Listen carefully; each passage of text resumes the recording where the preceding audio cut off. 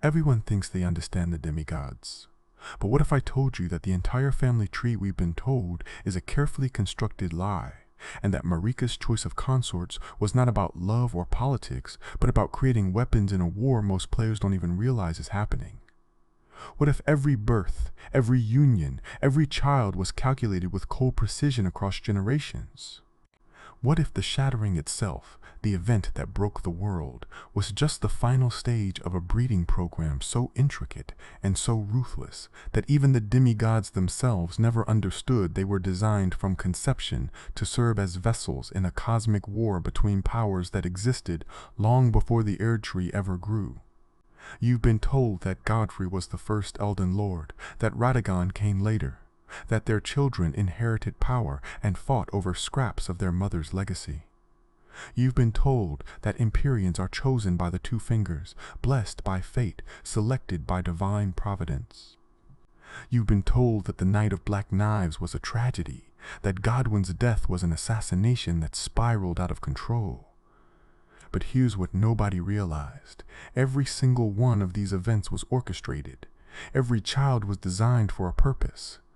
And when you trace back the bloodlines, when you look at what each union produced and why certain combinations created Empyreans while others created Omens or demigods without that spark of divinity, you start to see a pattern that's too perfect to be natural. Marika wasn't building a family. She was building an arsenal, and the ammunition was her own children. This goes deeper than anyone has dared to explore, because accepting this truth means accepting that a mother looked at her own offspring as tools, as keys to unlock specific doors, as vessels to attract the attention of forces she intended to manipulate and ultimately destroy. The demigods weren't her legacy. They were her weapons. And the war they fought after the shattering? That wasn't chaos. That was the plan, working exactly as designed. But to understand how deep this conspiracy runs, we need to start at the very beginning, with the one detail about Marika that everyone overlooks because it seems like background lore when it's actually the foundation of everything. We need to talk about what she really was before she became a god. The Numen mystery. That's stated clearly in item descriptions, mentioned in dialogue, and then mostly forgotten by players who assume it's just her ethnic background, like saying someone is from a particular region. But here's what changes everything. The Numen aren't from the lands between. The description of Numen's rune explicitly states that the Numen are long-lived but seldom born, and that they came from outside the lands between. Not from another region, not from across the sea. From outside, from another world entirely. And suddenly, Marika isn't just a woman who became a god. She's an outsider, an alien presence that somehow ascended to divinity in a land that wasn't originally hers. Now think about how few Numen we actually encounter in the game. The Black Knife. Assassins are specifically identified as Numen women who are rumored to be close to Marika herself. Not just Numen. Numen women with direct ties to the goddess. Where are the others? Where are the Numen cities, the Numen kingdoms, the Numen population that should exist if they're simply another race living in the lands between? They don't exist. The Numen are functionally extinct in this world, and Marika appears to be either the last or one of the very last of her kind. But here's the question nobody asks. What happened to them? Did they die out naturally, this race of long-lived beings who are seldom born? Or did something happen to them, something connected to Marika's rise to power? The Black Knife assassins give us the answer. These are Numen women, plural, which means Marika wasn't completely alone. She kept some of her people close, so close that they could be trusted with the most important assassination in the history of the lands between, the killing of Godwyn himself. These weren't random hired killers. These were her people, possibly the only members of her race she allowed to survive, or the only ones who followed her into this world. And their loyalty wasn't to the Golden Order or the Greater Will, it was to Marika personally. That distinction becomes absolutely critical when we understand what she used them for, but we're getting ahead of ourselves. What matters right now is understanding what being Numen actually meant for Marika's children. The Numen are long-lived, which we can confirm from item descriptions. But what does that actually mean in practice? We're not talking about living a few extra decades. We're talking about a lifespan that could span centuries, maybe millennia. Marika was already ancient when she became a god, and her age as a god is almost incomprehensible. She witnessed the rise and fall of entire civilizations. She was alive when the dragons ruled. She remembers a world before the Erdtree, and that means when she began having children, she was doing so with the accumulated knowledge and planning capability of someone who thinks in terms of centuries, not years. But being Numen meant something else too. Something the game hints at but never explicitly states. The Numen have properties that made them valuable, made them special enough that they came from another world and somehow integrated into this one. What properties? The Black Knife assassins wield the Blade of Calling, and they were able to perform a ritual that killed a demigod's soul while leaving his body intact. That's not normal magic. That's not something just anyone could do. The Black Knives were imbued with the Rune of Death, yes, but they were able to handle it, to shape it, to use it in a way that even Malekith, the Keeper of Destined Death himself, couldn't prevent. That suggests the Numen have an intrinsic connection to fundamental forces, to the very fabric of life and death in ways other races don't. So when Marika began her breeding program, and yes, we need to start calling it what it was, she was starting with Numen blood as the base. Long-lived, fundamentally connected to deep cosmic forces, capable of wielding power that transcends normal magic. That was the foundation. Every child she had carried that Numen heritage, and that meant every child had the potential for something far beyond what normal beings could achieve. But potential isn't enough. Potential needs to be refined, directed, mixed with other bloodlines to create specific outcomes. And that's where her choice of consorts becomes absolutely critical. Marika didn't choose her partners randomly. She didn't marry for love or political alliance in the way we normally understand those concepts. Every consort was selected for what they would add to the bloodline, for what traits they would introduce, for what kind of offspring they would produce when mixed with her Numen heritage. And her first choice, the one that set everything in motion, tells us exactly what she was trying to create. She chose Godfrey.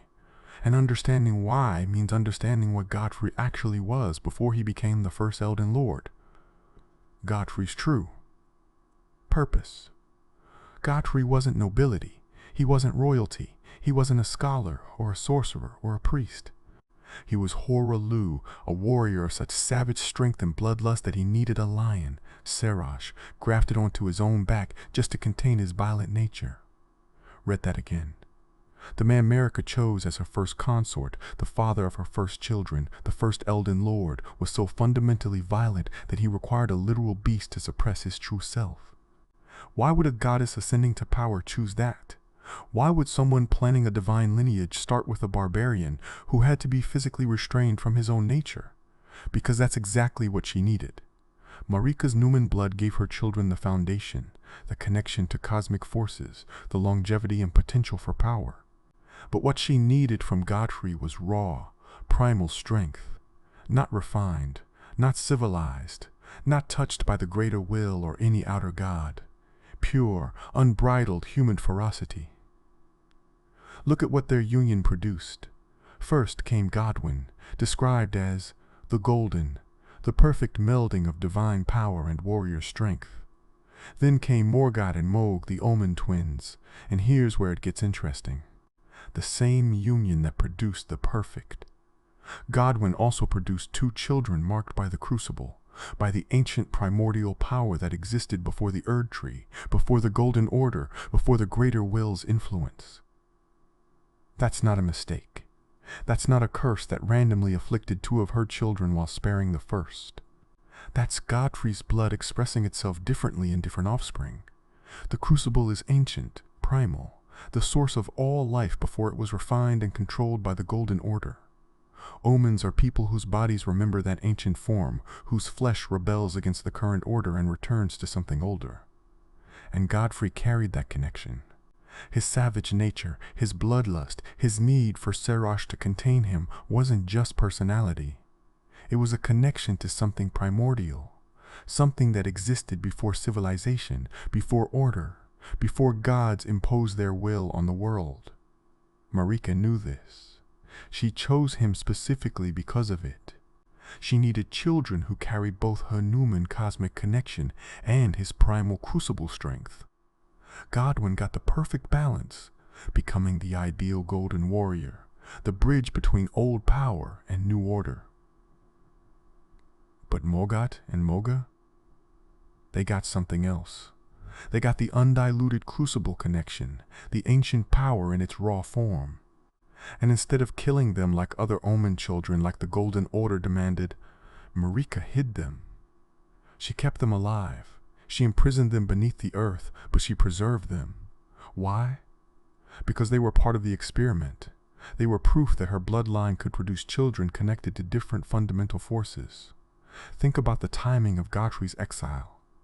He's sent away with his warriors, stripped of grace, turned tarnished, and cast out into the world beyond the lands between. When does this happen? After his children are grown. After Godwyn is established as the perfect golden prince. After the Omen twins have been hidden away and proven that they'll survive despite their curse. After Godfrey has served his purpose in the breeding program. The official story is that he was exiled because there were no more worthy foes to fight, that his purpose as a warrior was fulfilled. But here's what nobody realized. He had to leave before the next phase could begin. He had to be removed from the equation before Radagon could arrive. The title, First Elden Lord, isn't just chronological, it's categorical. Godfrey was the Elden Lord in the truest sense, the warrior king who stood beside the goddess as a separate entity, a consort who brought his own power and lineage to the Union. What came after him would be something else entirely. And Marika needed Godfrey gone, needed him out of the lands between but not dead, needed him stripped of grace but still alive, still waiting. Why keep him alive in exile? Why specifically remove his grace so he becomes tarnished, but preserve his life and the lives of his warriors? Because she was going to need them later. The tarnished weren't cast out as punishment. They were placed in reserve. They were removed from the board while the next moves played out, but they were always meant to return. Marika told them herself in words that Melina recites to us. Then, after thy death, I will give back what I once claimed, return to the lands between, wage war, and brandish the Elden Ring. After thy death, she told them they would die. She told them they would come back. She told them exactly what their purpose would be. They were the endgame piece, the force she would call back after everything else had played out. But why did it have to be Godfrey's warriors specifically? Why did the Tarnished need to be the ones who carried that primal strength, that connection to something before the Golden Order? Because everyone else was going to be too corrupted, too changed, too touched by what was coming. The Tarnished had to be removed from the lands between before the next phase of the plan, before the creation of the Empyreans, before the outer gods began their true interference. They had to be preserved in their original state, unchanged by what was about to happen. They had to remain pure vessels for grace when grace was restored, not bound by the complications that would consume everyone who remained. Godfrey's true purpose was to give Marika children who carried primal strength and crucible connection while remaining capable of serving the Golden Order. He was the foundation. The first experiment. The proof that she could control what her bloodline produced by carefully selecting who fathered her children. And once he proved that the concept worked, once his children demonstrated that the same union could produce both perfect Golden Order champions and ancient crucible, connected omens, his role was complete, not failed. Complete. He gave her exactly what she needed. And then he had to leave so she could begin the next phase, the phase that would require something no one had ever attempted before. She needed to create Empyreans, and that meant she needed to become her own consort.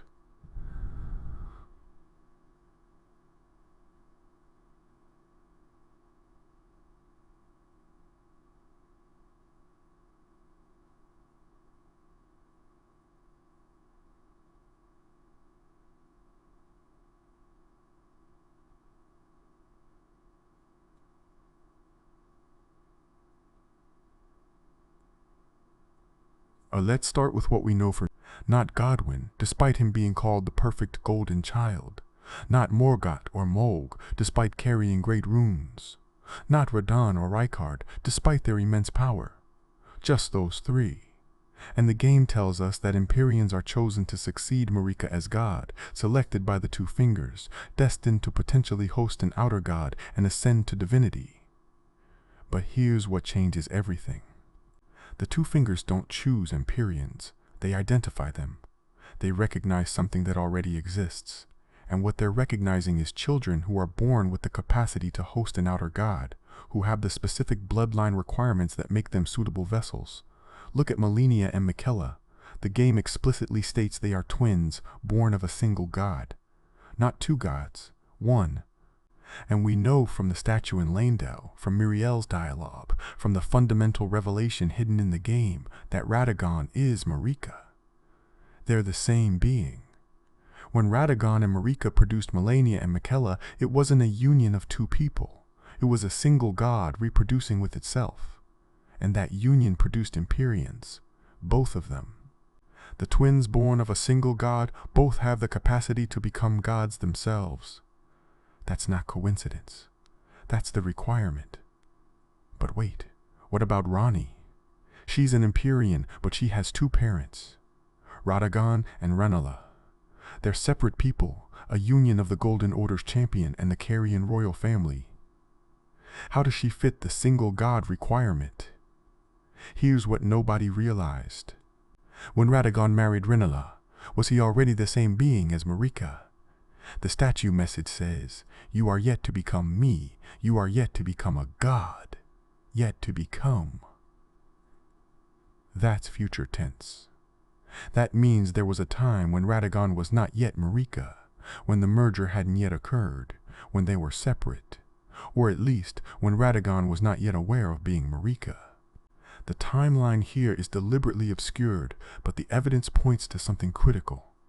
Radagon married Rennala and had 3 children with her, Ranni, Radahn, and Rykard. Of those 3, only Ranni is an Empyrean, not her brothers, just her. Why? What makes her different? She's the eldest. She's the firstborn of Radagon's first marriage. And here's the key. She might have been born at exactly the moment when Radagon was completing his transformation into Marika, or when Marika was creating Radagon as her male aspect. The timing of her birth coincided with whatever process made Radagon and Marika one being. Her brothers, born after, came from a union that was already not quite what it seemed, but Ranni was born at the threshold, at the moment of transformation. She's an Empyrean because at the instant of her conception or birth, she was touched by the same divine paradox that would later produce Miquella and Malenia. Or there's another possibility, one that's even more disturbing. What if all 3 of Radagon's children with Rennala were actually Marika's?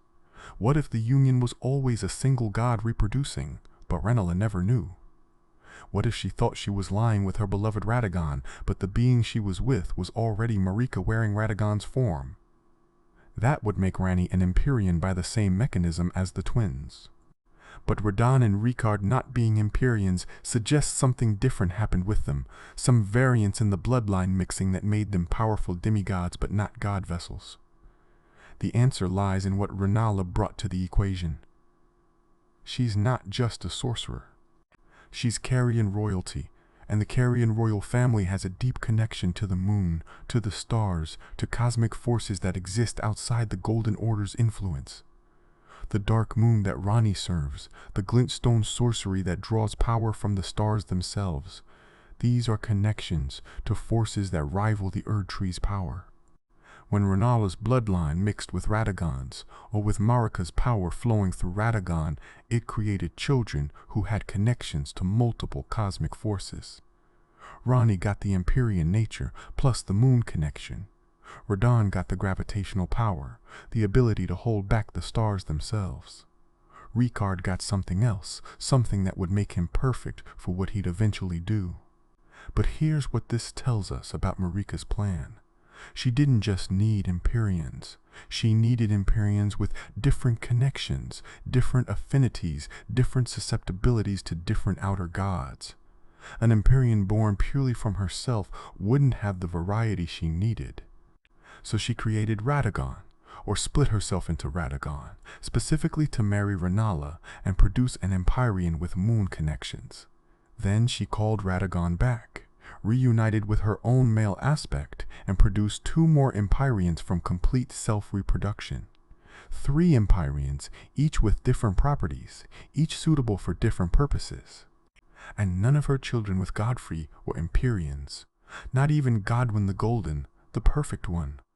Why? Because Godfrey was fully separate from Marika. He was entirely his own being, and the union of 2 separate beings, even when one is a god, produces demigods but not Empyreans. Empyreans require something more, something that only happens when a god reproduces with itself or in a state of divine paradox. Marika figured this out. She learned the requirements through trial and observation. Godfrey gave her powerful demigods with crucible connections. But to get Empyreans, she needed to eliminate the variable of a separate father. She needed to be both parents. That's why Radagon exists. Not as a separate person who fell in love with Marika, not as a champion who earned his place as her consort, as a tool, a creation, a male aspect of herself that could marry Rennala to create one type of Empyrean, then return to produce another type through complete self-union.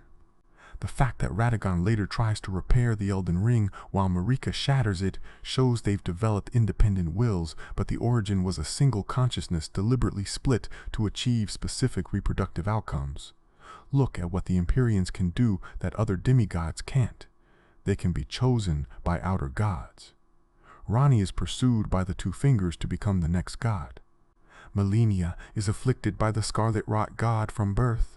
Miquella is able to resist outer god influence entirely and tries to create an alternative with his Erdtree and unalloyed gold. They're not just powerful, they're permeable to cosmic forces in a way others aren't. They're vessels waiting to be filled.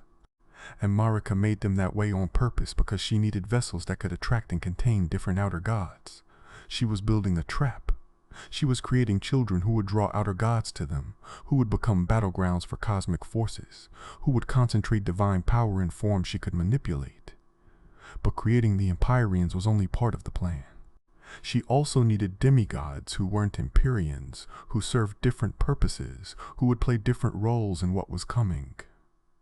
That's why she kept Godfrey's children in the equation. That's why she allowed Radagon's non-Empyrean children with Rennala to exist. Each demigod was a piece on the board, and each had a function. The Empyreans were the god traps. But the others? They were the chaos agents, the warriors, the ones who would fight and fracture and draw attention while the real plan unfolded underneath.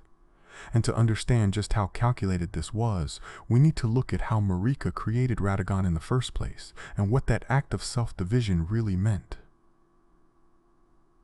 Radagon's Suriation. The statue in Leyndell reads, Radagon is Marika in the scholar's message.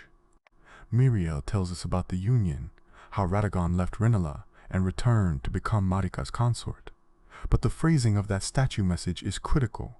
Not Radagon was Marika, or Radagon became Marika. Present tense. Radagon is Marika. They are the same being, existing simultaneously, somehow both one and two. And the message before it, at the lower statue, reads, You are yet to become me, you are yet to become a god. This is Marika speaking to Radagon, or Radagon speaking to himself, acknowledging a transformation that hasn't yet completed. The timeline gets confusing because we're dealing with a god who exists in a state that doesn't follow normal rules of identity, but one thing is clear, the separation and reunification of Radagon and Marika was deliberate. Think about what it would take to split yourself into two independent beings, not create a copy, not make a simulacrum. Actually divide your consciousness, your power, your very self into two forms that can act independently, marry different people, have different children, serve different purposes, all while remaining fundamentally the same being. That's not something that happens by accident. That's not a curse or an affliction. That's a working, a piece of magic or divine power so profound that it redefines what a god can do. And Marika did it for a specific reason.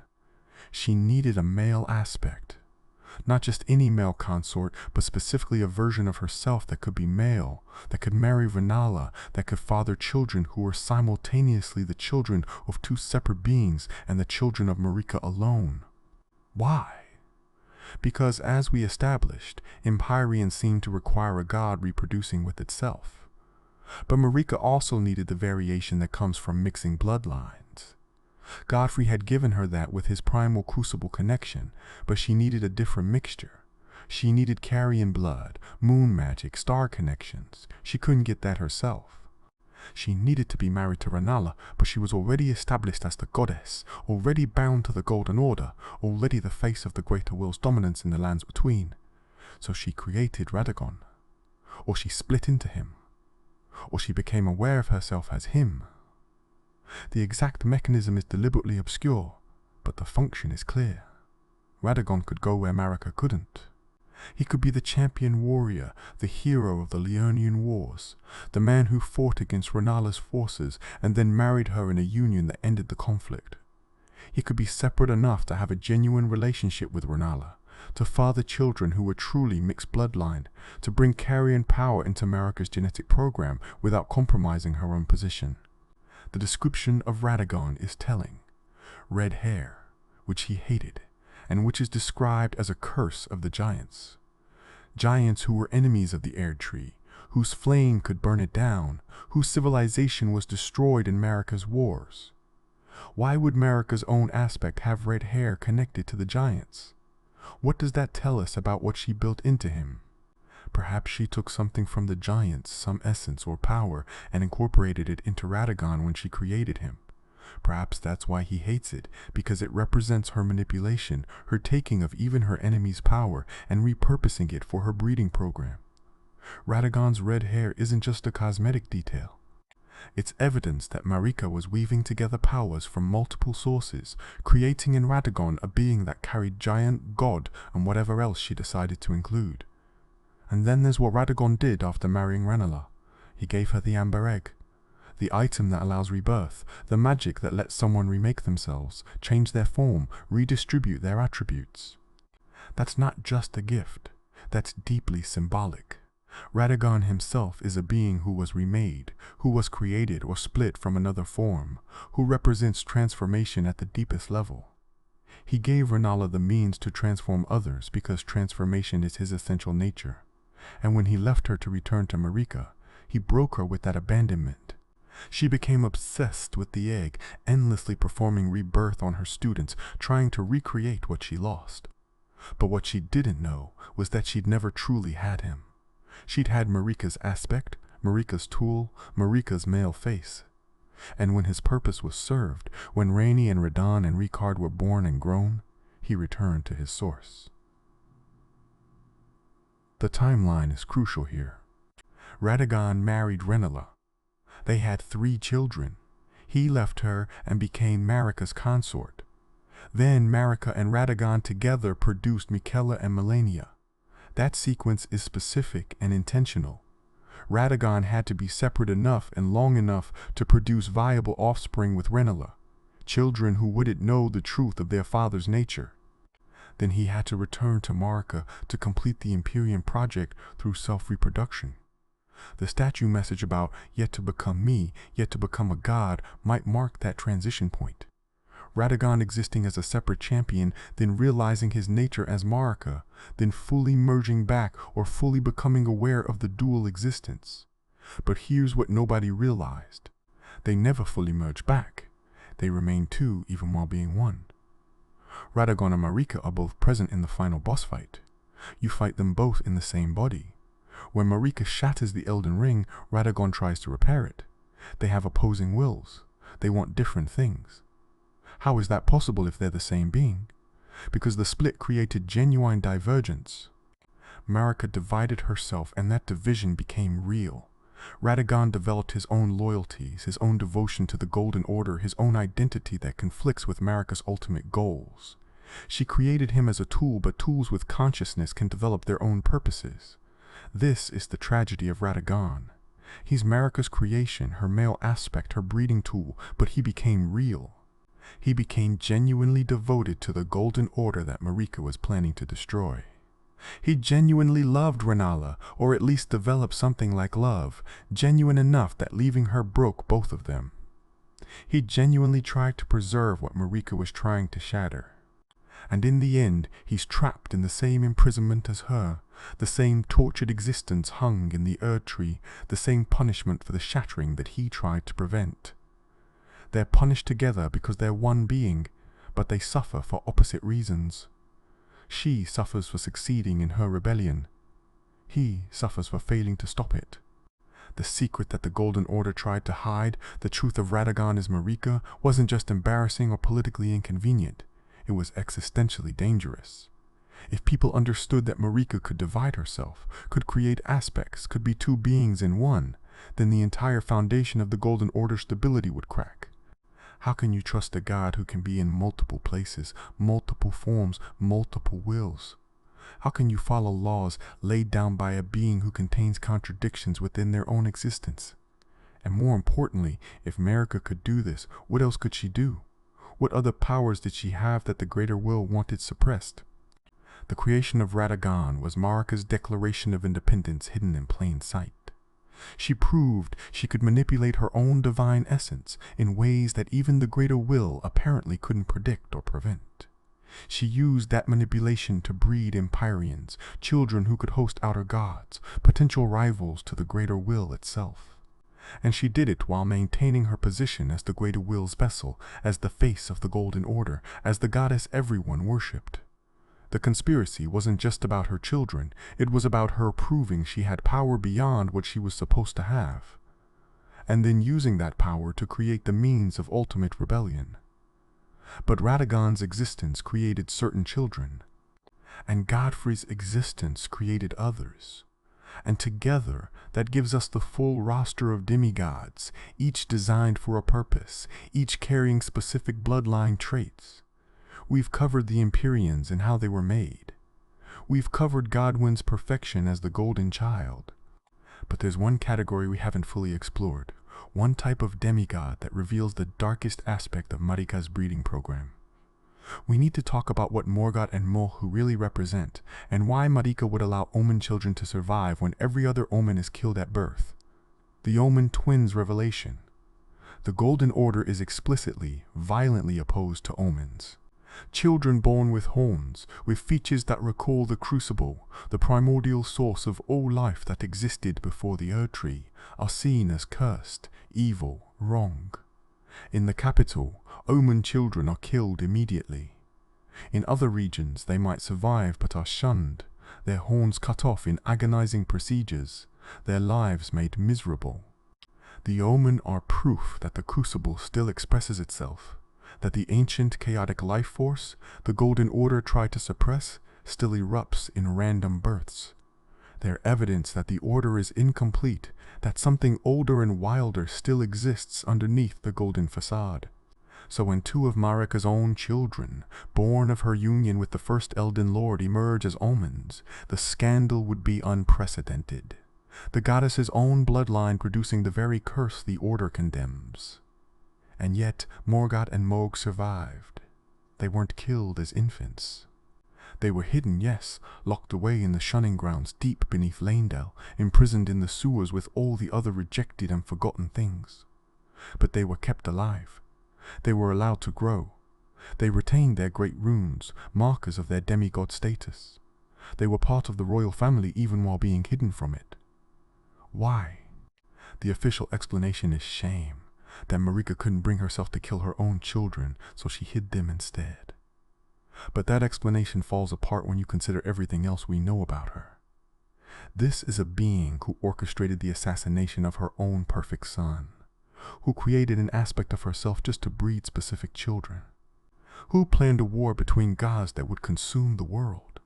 You expect me to believe she kept the Omen twins alive out of maternal sentiment? She kept them alive because they were part of the design. Morgott and Mohg represent what happens when Numen blood mixes with the primal crucible connection that Godfrey carried. Where Godwyn expressed that mixture as perfect golden power, the twins expressed it as pure crucible reversion. And that was valuable data. That proved the bloodline could produce children connected to the ancient primordial force, children who embodied the power that existed before the greater will, before the Elden Ring, before any outer god had influence in the world. The crucible is described as the primordial form of the Erdtree, the chaotic origin from which all life once sprang. Omens are people whose bodies remember that chaos. And Marika's children proving they could be omens meant her bloodline could access that ancient power. Look at what the twins became. Morgott, despite his curse, despite being hidden and shunned, became fanatically loyal to the Golden Order. He defended Leyndell. He fought against the other demigods. He called them traitors while he, the rejected Omen, remained true to the order that condemned his existence. That's not natural psychology. That's not a reasonable response to a lifetime of imprisonment and rejection. That's conditioning.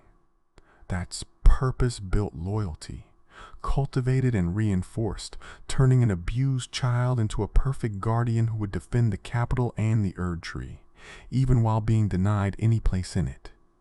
Morgott was made into a weapon of tragic irony, an omen who serves the order that hates omens, ensuring he would never join any rebellion because his entire identity became wrapped up in proving his worth through service. And Mohg went the exact opposite direction. Where Morgott embraced the order, Mohg rejected everything. He found the formless mother, an outer god of blood and wounds. He created his own order in the underground, the Mohgwyn dynasty, where he ruled as lord and planned to elevate Miquella to godhood as his consort. He became everything the Golden Order feared, an omen with power, with ambition, with connection to forces outside the greater will's control. And here's what changes everything. Both responses served Marika's purposes. Morgott, the defender, keeping the capital secure even during the shattering, ensuring that the Erdtree remained protected while chaos consumed the rest of the lands between. Mohg the rebel, drawing the attention of the formless mother, proving that demigods could attract outer gods beyond just the Empyreans, because that's what Mohg did. He's not an Empyrean. He doesn't have the specific bloodline requirements that Ranni and the twins have, but he still attracted an outer god. The formless mother gave him power, blessed him with blood magic, accepted him as a servant or champion. That means the Empyrean quality isn't the only way for demigods to connect with outer gods. It's just the most direct way, the designed way. But other demigods, with other bloodline combinations, can still draw cosmic attention if they have the right properties. And Mohg's Omen nature, his connection to the Crucible, his Numen blood from Marika, his primal strength from Godfrey, all of that together made him interesting to an outer god of blood and wounds. Marika had to know this could happen. The twins were locked away, but they weren't sealed from all contact with the world. Morgott fought in the capital's defense. Mohg escaped or was released to create his dynasty in the underground. They had agency, they had power, and their divergent paths showed the range of what her bloodline could produce. Fanatical loyalty and utter rebellion, Golden Order devotion and outer god worship, both from the same birth, the same mixture of blood, the same parents. The variables that created such different outcomes from identical starting points must have fascinated her, must have taught her something about how consciousness and choice interact with bloodline and design. But there's another possibility, one that's even darker. What if the twins aren't really twins? What if they were born at different times, different experiments with the same basic formula, and calling them twins is part of the historical revision? We assume they're the same age, born together. But what if Morgott was born first after Godwyn, and when he emerged as an Omen, Marika tried again with the same bloodline combination to see if she'd get a different result? And she got Mohg, another Omen, proving that the Godfrey union would consistently produce at least some Crucible-connected offspring? That would explain why both exist, why she didn't stop after one Omen child. She was testing for consistency, for reproducibility. Either way, the Omen twins are proof that Marika's breeding program included producing children connected to the Crucible, to the ancient primordial force. She needed demigods with that connection, just like she needed Empyreans with their god-hosting capacity. Every type of power, every form of cosmic connection, every bloodline possibility had to be explored and secured in her children. Because she wasn't building a family, she was building a complete set, a collection of keys, each one capable of opening different locks, each one attuned to different forces.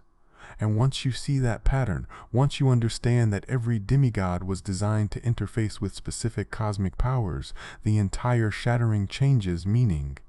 The war between demigods wasn't a civil war over inheritance.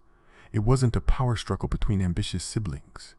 It was a cosmic conflict, with each demigod representing different forces, different outer gods, different fundamental powers all competing for dominance. Marika didn't just create her children and then lose control when she shattered the ring. She created her children specifically so that when she shattered the ring, they would fracture into exactly this kind of conflict, each one pulling in a different direction, each one attracting different cosmic attention, each one becoming a focal point for different outer gods to invest their power and fight through proxies. And the timing of Godwyn's assassination, the event that preceded and enabled the shattering, that supposedly triggered Marika's grief and rage into breaking the Elden Ring, that pivotal moment that broke the world. It wasn't a tragedy that led to her breaking the ring. It was a necessary first move that she orchestrated herself to enable everything that followed. Because Godwyn, the perfect golden child, the ideal fusion of her Numen heritage and Godfrey's strength, the beloved prince who befriended dragons and represented the best possibility of the Golden Order, he had to die.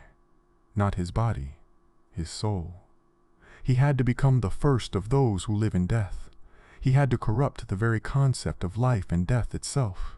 And Marika arranged it all using her fellow Numen, the Black Knife Assassins, women with close ties to her personally, to kill her own son and make it look like an attack by Ranni, all while Ranni thought she was acting independently when she was actually fulfilling Marika's design. But here's what changes everything about this breeding program. Marika wasn't just trying to create Empyreans who could host outer gods. She was creating a specific set of god vessels, each attuned to a different outer god, each carrying specific bloodline traits, because she had discovered something about the outer gods that the Greater Will never wanted anyone to know. The demigods weren't her children. They were her weapons.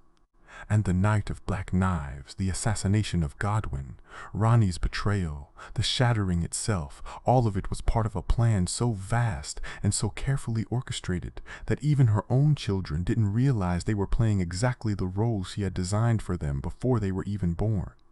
Let me show you exactly how deep this conspiracy goes, because once you see how each demigod was specifically designed to attract a specific outer god's attention, you'll understand that everything that happened in the shattering was planned generations in advance. And the proof isn't hidden in obscure item descriptions or environmental storytelling that requires speculation. It's right there in the most obvious place, in the Great Runes themselves, in how perfectly each piece of the shattered Elden Ring matches the demigod who claimed it. That alignment is too perfect to be chance.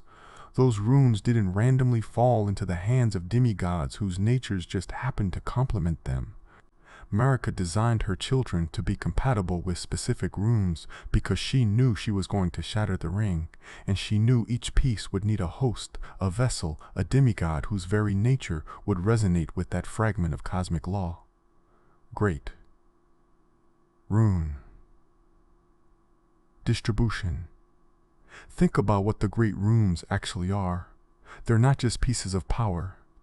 They're fragments of the Elden Ring, which itself is the physical manifestation of order imposed on the world by the Greater Will. Each rune represents a specific aspect of that order, a particular law or principle that governs reality. When Marika shattered the ring, she broke order itself into components. And those components were claimed by her children in a pattern that reveals everything about what she bred them to be. Start with Godric, the grafted, the coward who everyone dismisses as the weakest demigod, despite holding a great rune. His rune dramatically raises all attributes when activated. All of them. Not specialized, not focused, but a general elevation of every capability. That's the perfect rune for someone who grafts, who adds pieces of others to themselves, who accumulates power through collection rather than refinement. But here's what nobody asks. Why did Godric get a great rune at all? He's not one of Marika's direct children. He's a distant descendant of the Golden Lineage, so far removed that he's called the Golden only in mockery. He's weak enough that he hid during the shattering, fled from battle, disguised himself as a woman to escape. And yet he has a great rune. One of the precious fragments of the Elden Ring ended up in the hands of the most pathetic demigod. Why? Because even Godric serves a purpose. His grafting, his desperate accumulation of strength by taking pieces from others. That's a reflection of what Marika herself did. She took from the giants, took from the Carrion royals, took from Godfrey's primal strength, took from every source she could to build her bloodline. Godric is the ugly truth of her methods made manifest. He's what the breeding program looks like without the divine polish. And his rune, raising all attributes, is perfect for a failed experiment who has to compensate by stealing from everyone else. Now look at Radagon. His great rune raises HP, FP, and stamina, endurance, the ability to keep fighting, to hold a position, to never yield. And what is Radagon famous for? Holding back the stars themselves, using gravitational magic he learned in Celia to freeze the cosmos in place, preventing the movement of fate itself because the stars govern fate in the lands between. He's been holding that position for so long that it's consumed him entirely. Even after the scarlet rot destroyed his mind, even after he became a mindless beast eating corpses in Caelid, he's still holding the stars, still maintaining that cosmic grip. His entire existence became about endurance, about holding a position forever, and his great rune perfectly matches that nature. But why was Radagon capable of that in the first place? Why could a demigod, even a powerful one, hold back the stars? Because his mother was Rennala, whose Carrion royal family has deep connections to the moon and stars. Because his father was Radagon, who is Marika, a Numen from another world who understands cosmic forces. The bloodline mixture gave him the inherent connection to celestial mechanics. And then he studied in Celia, learned gravitational magic, refined his natural affinity into a skill so powerful he could stop the heavens. That's not just talent and training. That's a designed capability that Marika bred into the Carrion children, activated in Radagon specifically. She needed a demigod who could interfere with fate itself, who could hold back the star-driven destiny that would otherwise unfold. And Radagon's rune reflects his purpose, endless endurance in service of an eternal holding action. Then there's Rykard, who fed himself to the god, devouring serpent and became a blasphemous fusion of demigod and ancient monster. His great rune raises health and provides minor health restoration on kills. Life force and consumption. The serpent devours champions, grows stronger with each meal, promises that together we will devour the very gods. And Rykard's rune is all about sustaining life through consumption, healing through eating. It's the perfect metaphysical match for someone who became a serpent that devours everything. But Rykard wasn't randomly corrupted by the serpent. He chose it. He fed himself to it deliberately as part of his blasphemy against the Erdtree. The praetor of the capital's justice system became the greatest heretic. Why? Because his bloodline gave him the capacity for it. Radagon and Rennala's son, carrying both Golden Order power and Carrion independence, having the knowledge and strength to actually threaten the gods if he found the right weapon. And the god. Devouring Serpent was that weapon, an ancient being that could consume divinity itself. The serpent wasn't a corruption. It was a tool Rykard used because he was designed with the capability to master it, or to be mastered by it. Either way, the outcome served Marika's purpose, a demigod who would actively threaten outer gods, who would become a devourer of divinity, who would terrify cosmic powers by proving they could be consumed and destroyed. And his rune's focus on life through consumption reflects that designed destiny. Morgoth's Great Rune raises maximum HP significantly. More life. More capacity to endure. And Morgoth endured everything. Imprisonment, rejection, being called cursed and monstrous, and he still defended Leyndell, still fought for the Golden Order, still called the other demigods traitors while he, the Omen, remained loyal. His rune gave him the strength to survive what would have broken anyone else. The capacity to live through rejection and still serve. That suspiciously perfect design for someone who needed to be the tragic defender, the rejected guardian who would hold the capital no matter what. Marika bred an Omen, knew he would suffer, and gave him exactly the metaphysical reinforcement he needed to survive that suffering and remain useful. Morg's Great Rune is even more revealing. It raises all attributes like Godric's, but with a special property. Nearby phantoms have their maximum HP reduced. It steals life from allies to empower the holder. That's blood magic in rune form. That's the formless mother's principle encoded in a fragment of the Elden Ring.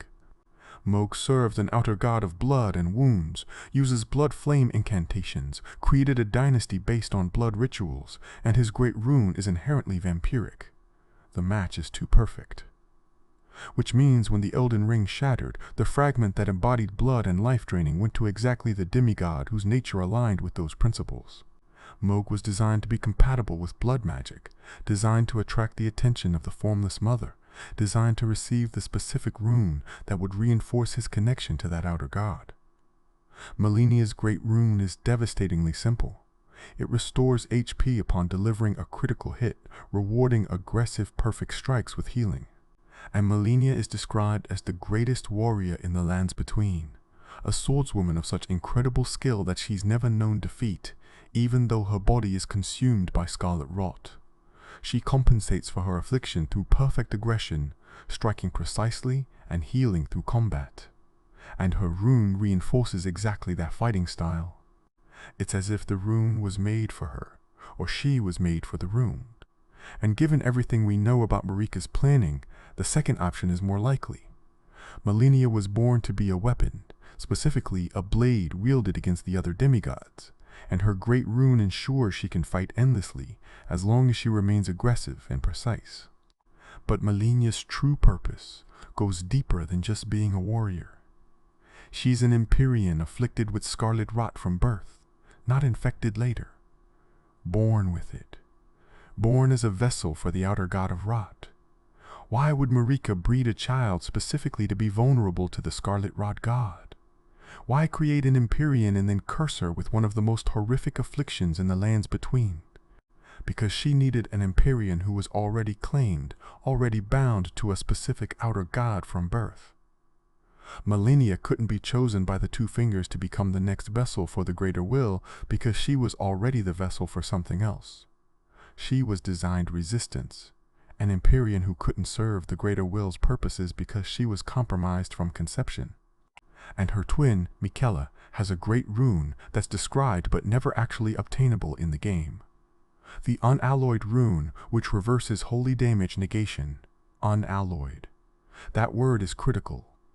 Miquella created unalloyed gold specifically to resist outer god influence, to cure his sister's scarlet rot, to build the Erdtree as an alternative to the Erdtree. He's the Empyrean who rejects all outer gods, who tries to create a new path that doesn't require cosmic parasites feeding on the world. And his Great Rune is unalloyed, pure, resistant to mixture. The rune matches his purpose perfectly. He was designed to be the Empyrean who would seek alternatives, who would resist, who would create a third path. Not serving the greater will like the Golden Order demanded, and not serving another outer god like Malenia or Moog, but rejecting them all and building something new. Except Miquella's plan failed. The Erdtree is rotting. He's cocooned, trying to grow into a true god through his own methods, but he's vulnerable and sleeping. And Moog stole him, took him to the underground, trying to use him as a consort to elevate himself to godhood. Whether that was part of Marika's design or a deviation from it is unclear. But what's certain is that even Miquella, the most intelligent and independent of the demigods, the one who actively worked against the system, still ended up trapped and vulnerable. His resistance might have been part of the plan. His failure might have been inevitable. Or maybe he's the one piece of the conspiracy that actually broke free, and his current state is the result of forces trying to recapture him. And then there's Ranni, who killed her own body to escape her Empyrean fate, who orchestrated the theft of the Rune of Death, who killed Godwyn's soul the same night her body died, who discarded her Great Rune entirely because she rejected the path set for her. Ranni is the demigod who most clearly acts against her designed purpose, who explicitly rejects the Two Fingers, the Golden Order, and any outer god's influence. She wants to take the Elden Ring and remove it from the world entirely, to send order itself into the cosmos where it can't touch the lands between anymore. She's the revolutionary, the one who saw the trap and tried to escape it. But here's what nobody realized. Ranni escaping might be exactly what Marika wanted. Ranni thinks she's rebelling. She thinks she stole destined death and killed Godwyn and herself to break free from a fate imposed on her. But who gave the Black Knife assassins access to the Rune of Death? How did Numen women with close ties to Marika get their hands on the power that Malekith was supposed to guard absolutely? The official story is that Ranni orchestrated it, that she was the mastermind. But the Black Knives are Marika's people, Numen, from her original world, loyal to her personally. They wouldn't betray her to help Ranni unless Marika allowed it, unless Marika wanted exactly what Ranni wanted to happen. The Godwyn. Assassination mastermind Thori. The Night of Black Knives is treated as the pivotal tragedy, the assassination that broke Marika's heart and drove her to shatter the Elden Ring in grief and rage. Godwyn the Golden, the perfect son, beloved by all, friend to the dragons, the ideal prince who represented the best possibilities of the Golden Order. His death was supposed to be a shock, a terrible crime that destroyed the world's stability. But every single detail about how that assassination happened points to Marika orchestrating the entire thing. The Black Knife assassins are Numen women rumored to have close ties to Marika herself. Not just Numen, not just assassins, Numen with personal connections to the goddess. These are her people, possibly the last survivors of her race in the lands between, women who would only act on her orders or with her permission. The assassination required access to destined death, the Rune of Death that Malekith sealed away. Getting that power means either overpowering Malekith, the greatest warrior loyal to Marika, or getting his permission or having Marika herself provide access. Ranni is credited with stealing a fragment of the rune, with orchestrating the plot, but Ranni is Radagon's daughter and Radagon is Marika. Ranni's entire existence is part of Marika's breeding program. The idea that Ranni independently conceived and executed a plan that required access to powers Marika controlled, using assassins personally loyal to Marika without Marika knowing or allowing it, that strains credibility past the breaking point. What makes more sense is that Marika wanted Godwyn dead, specifically dead in a way that had never happened before. Not body death, which could potentially be healed or reversed in a world where the Erdtree recycles souls. Soul death. The complete destruction of Godwyn's soul while his body remained alive, intact, preserved, creating something new, something that had never existed. Those who live in death. The first being to die in soul but not body, and from his corpse spreading a new form of undeath throughout the lands between. Why would Marika want that? What purpose does corrupting death itself serve in her plan? Because it breaks the Erdtree cycle. The Golden Order depends on death working a specific way. Souls return to the Erdtree, get absorbed, get recycled, maintain the system. That's how the Greater Will maintains control, through the cycle of death and rebirth that feeds the Erdtree and reinforces order.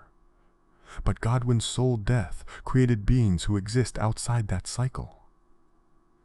Those who live in death don't return to the Erdtree. They don't feed the system. They're a corruption, a cancer in the Order's metaphysical structure. And that corruption spreads through Godwyn's body, which wasn't buried or destroyed, but instead was placed beneath the capital where his roots could spread through the earth, infecting the land itself with this new form of death. That spreading corruption wasn't an accident. Someone put Godwyn's body in the perfect location for it to spread maximum corruption. Someone ensured he'd become the source of an undeath plague that would undermine the entire Golden Order. And the only person with the power and access to arrange that is Marika. She had her Numen assassins kill his soul. She had his body placed where it would do maximum damage. She turned her perfect son into a living plague against the system she'd built. Why? Because she needed the Golden Order destabilized. She needed the Erdtree's death cycle broken. She needed proof that the system could be corrupted, that the Greater Will's control wasn't absolute. And the timing is critical. The Night of Black Knives happened before the shattering. Godwyn died first. Then Marika shattered the Elden Ring. The official narrative is that she shattered it in grief and rage over losing her son. But that's backwards. She killed her son as the first move in the plan that would culminate in shattering the ring. Godwyn had to die first because his death created the conditions necessary for what came next. His death proved the system could be broken. His spreading corruption weakened the Erdtree.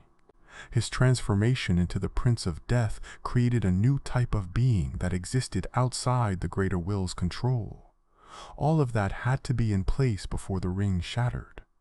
Now think about why it had to be Godwyn specifically. Not Morgott or Mohg, the Omens who were already rejected and hidden. Not Radagon or Rykard, who were Radagon's sons and less central to the Golden Order's image. Not the Empyreans, who had their own purposes to serve. It had to be Godwyn, the perfect one, the beloved Golden Prince. Why? Because his death would have maximum impact. Because he represented everything the Golden Order claimed to be. Because his friendship with the ancient dragons represented a path forward that Marika couldn't allow. That last point is crucial. Godwyn befriended the ancient dragons. He learned from them. The ancient dragon cult in Leyndell worships the dragons as the original rulers before the Erdtree, as beings connected to the power of the storm and lightning that existed before any outer god arrived. Dragon communion is explicitly a way to gain power without relying on the outer gods. The dragons represent an alternative, a source of strength that predates the Greater Will, the Scarlet Rot, the Formless Mother, all of them. And Godwyn was building a relationship with that alternative power. He was creating a bridge between the Golden Order and the ancient dragons that could have led somewhere Marika didn't want to go. Because if the dragons offered a path to power without outer gods, if Godwyn could have united the Golden Order with dragon worship and created a hybrid system that didn't need cosmic parasites, that would have undermined everything. Marika's plan required outer gods fighting each other, required her children serving as vessels and attracting cosmic attention, required the conflict between different divine forces. Godwyn making peace with the dragons and potentially creating an alternative threatened that entire design. He had to die. And he had to die in a way that made him a weapon against the system rather than a bridge to alternatives. His death serving as the catalyst for those who live in death achieved that perfectly. Instead of Godwyn the peacemaker, the bridge builder, the friend to dragons, Marika got Godwyn the Prince of Death, the source of corruption, the living proof that the Golden Order's control over life and death could be shattered.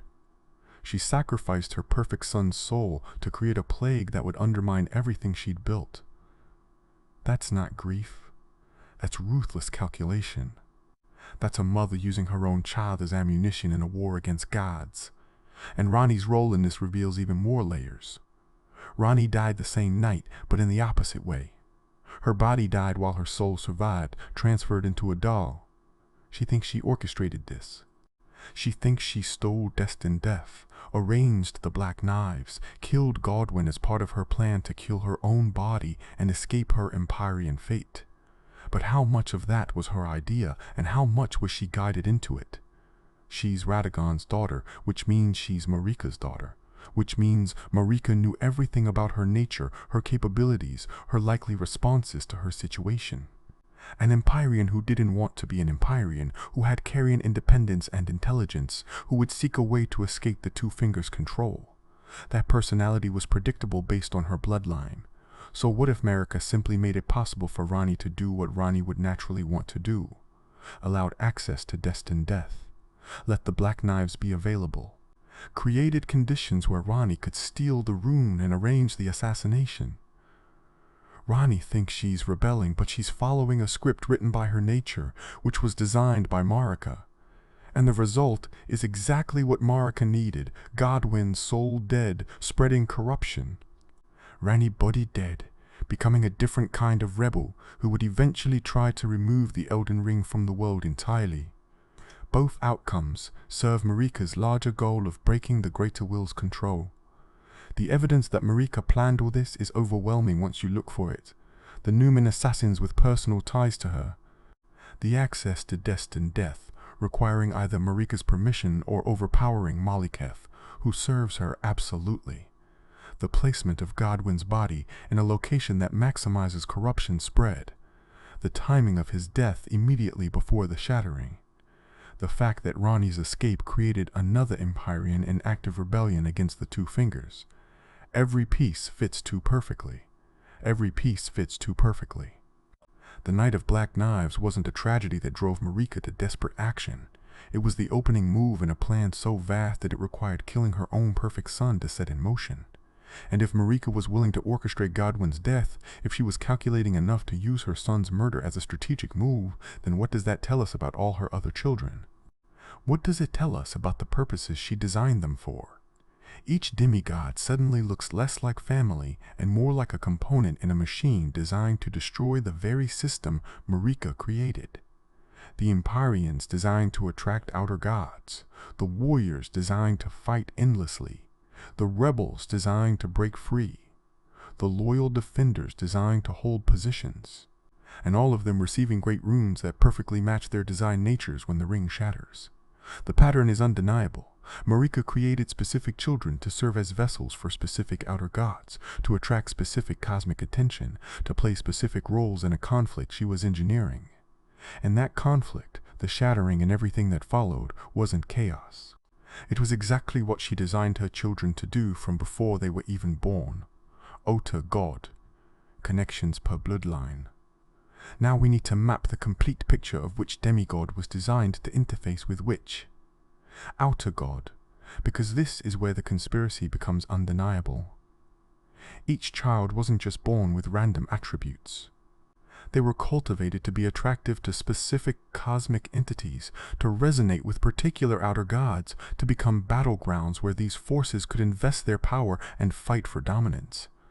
And when you trace each demigod's connection to their corresponding outer god, you see that Marika wasn't just breeding children. She was setting a trap. She was creating a portfolio of god vessels so diverse, so specifically attuned to different cosmic frequencies, that she could force the outer gods into competition with each other, fragmenting their attention and power while she executed her real plan underneath their notice. Start with Mohg because his connection is the most explicit. The formless mother, an outer god of blood and wounds and accursed blood rituals. Mohg serves this entity completely. His entire dynasty in the underground is built around blood magic. His spear drips with blood flame. His incantations invoke the formless mother directly. He bleeds his victims and gains power from their wounds. And here's what makes this connection part of Marika's design. Mohg is an Omen with Numen blood. That specific combination matters. The Numen have special properties related to fundamental forces, evidenced by the Black Knife Assassin's ability to manipulate death itself. Numen blood has power, and Mohg's Omen nature connects him to the Crucible, to primal chaotic life force. Blood is life. The Crucible is the source of all life. A being who carries both Numen, mystical blood properties, and Crucible connection to primordial life force is perfectly designed to attract an outer god whose entire domain is blood and wounds. Marika knew when she had children with Godfrey that some would be omens. She knew the Crucible connection would express itself. And when Mohg emerged with that curse, with that specific mixture of her Numen heritage and Godfrey's primal nature, she recognized what he could become. A vessel for blood magic, a champion for an outer god of wounds. She kept him alive, imprisoned him in the shunning grounds where he'd suffer, where he'd be rejected and wounded and bled by his own existence. She cultivated his resentment. And when he encountered, or was encountered by the formless mother, he was perfectly prepared to accept that entity's power. His bloodline made him compatible. His suffering made him willing. And the result was exactly what Marika needed. A demigod serving an outer god that wasn't the greater will, drawing that entity's attention and power into the lands between where it would compete with other forces. Now look at Malenia and the Scarlet Rot. She's an Empyrean, born of a single god, Marika reproducing with herself through Radagon. She should be the perfect vessel for the greater will, the ideal candidate to replace Marika as the next goddess of the Golden Order. But she was born afflicted with Scarlet Rot, infected from birth with the corruption of an outer god that exists in opposition to the Erdtree. The goddess of Rot, sealed away beneath the Lake of Rot, still has enough influence to claim an Empyrean child at the moment of birth. How? How does an imprisoned outer god reach into the goddess's own womb and curse her daughter? Unless the mother allowed it. Unless Marika deliberately made her daughter vulnerable during gestation. Unless an Empyrean being born with Scarlet Rot was the intended outcome. Think about what that achieves. Malenia can never serve the greater will as the next god because she's already claimed by the Scarlet Rot. The Two Fingers can identify her as an Empyrean, can recognize her god vessel potential, but they can't use her because she's compromised. She's an Empyrean who subtracts from the greater will's options rather than adding to them. And simultaneously, she's not a willing servant of the Rot god either. She fights against the Rot. She's loyal to her brother Miquella. She's become the greatest warrior in the lands between, specifically because she compensates for her affliction through perfect combat skill. She's a blade wielded by Miquella's will, not by the Scarlet Rot's influence. So the goddess of Rot has a claim on an Empyrean, but can't fully control her. The greater will has an Empyrean available, but can't use her. Both outer gods are frustrated by Malenia's existence. Both have invested attention and power in her, but neither has achieved dominance. She's a stalemate made flesh. And that stalemate serves Marika's purposes perfectly, because it ties up two outer gods in a contest over a single vessel who will never fully belong to either of them. Malenia's affliction from birth, her Empyrean nature combined with Scarlet Rot corruption, that's too perfect to be accidental. Marika designed her daughter to be a trap that would catch two gods at once. And Miquella, Malenia's twin, represents the opposite approach. Where Malenia was made vulnerable to one specific outer god, Miquella was designed to resist all of them. Unalloyed gold, his signature creation, explicitly resists outer god influence. His Erdtree was built as an alternative to the Erdtree, a new world tree that wouldn't be controlled by the greater will. His entire purpose seems to be finding ways to break free from outer god control entirely, to cure his sister's rot, to create a path forward that doesn't require cosmic parasites. He's the Empyrean who rejects the premise, who uses his god vessel potential not to host a god, but to deny all gods access. But here's the critical question. Why is Miquella cursed with eternal childhood? Why is an Empyrean of such incredible intelligence, capability, and power trapped in a child's body that will never mature? Because Marika needed him incomplete. She needed an Empyrean who could resist outer gods, but who could never actually fulfill his potential without help. Miquella's plans all fail or remain unfinished. The Erdtree rots despite his intentions. His unalloyed gold can stave off the Scarlet Rot temporarily, but not cure it. His attempt to grow into a true god by cocooning himself in the Erdtree leaves him vulnerable, and Moog steals him away. Everything Miquella tries ends up incomplete, frustrated, stolen, or corrupted. And that's not bad luck. That's design. Because a successful Miquella who cures the Scarlet Rot grows the Erdtree into a true alternative and becomes a god independent of all outer gods would actually solve the problem, would actually create a path forward for the lands between that doesn't require Marika's apocalyptic plan. And Marika couldn't allow that. She needed Miquella to be brilliant enough to resist, active enough to draw attention, powerful enough to seem like a threat to the outer gods, but ultimately incapable of succeeding. His eternal childhood ensures that. He's the Empyrean who represents hope and resistance, who makes the outer gods nervous about a potential challenger, but who can never actually fulfill that challenge. Another stalemate. Another trap, another way to waste the outer god's attention on a demigod who will never resolve in anyone's favor. Then there's Ranni and the Dark Moon. She's the Empyrean with the most explicit connection to an entity other than the greater will. The Dark Moon, which she serves, which gives her power, which is referenced in her weapons and spells. The Dark Moon isn't just celestial imagery, it's a presence, possibly an outer god itself or connected to one. And Ranni's path is all about rejecting the greater will, killing her body to escape the Two Fingers' control, and eventually trying to remove the Elden Ring from the world entirely, to take order itself away into the cosmos where it can't touch the lands between anymore. She wants to free the world from outer god influence by making order so distant it becomes irrelevant. But why does Ranni have this connection to the Dark Moon when her mother Renala's magic is based on the full moon, the regular celestial body? Because Ranni is Radagon's daughter, and Radagon is Marika, and Marika's bloodline carries something that transformed Renala's moon connection into something darker when it mixed. The Carian royal family's moon sorcery is powerful, but not explicitly connected to an outer god. It's star magic, cosmic but not divine in the outer god sense. But Ranni's Dark Moon is different. It's described as having a will, as being a presence that guides her. That suggests her mixed heritage, Marika's Numen, cosmic connection plus Renala's moon magic, created an opening for something else to enter. The Dark Moon might be an elder god that claimed Ranni the same way the Scarlet Rot claimed Malenia, but subtly offering freedom and power instead of corruption and decay. And Ranni accepted it because it offered what she wanted. Escape. Independence. The power to defy the Two Fingers. But accepting the Dark Moon's influence means she's still serving an outer god, just a different one. She's not truly free. She's just changed masters in a way that feels like freedom because it aligns with her desires.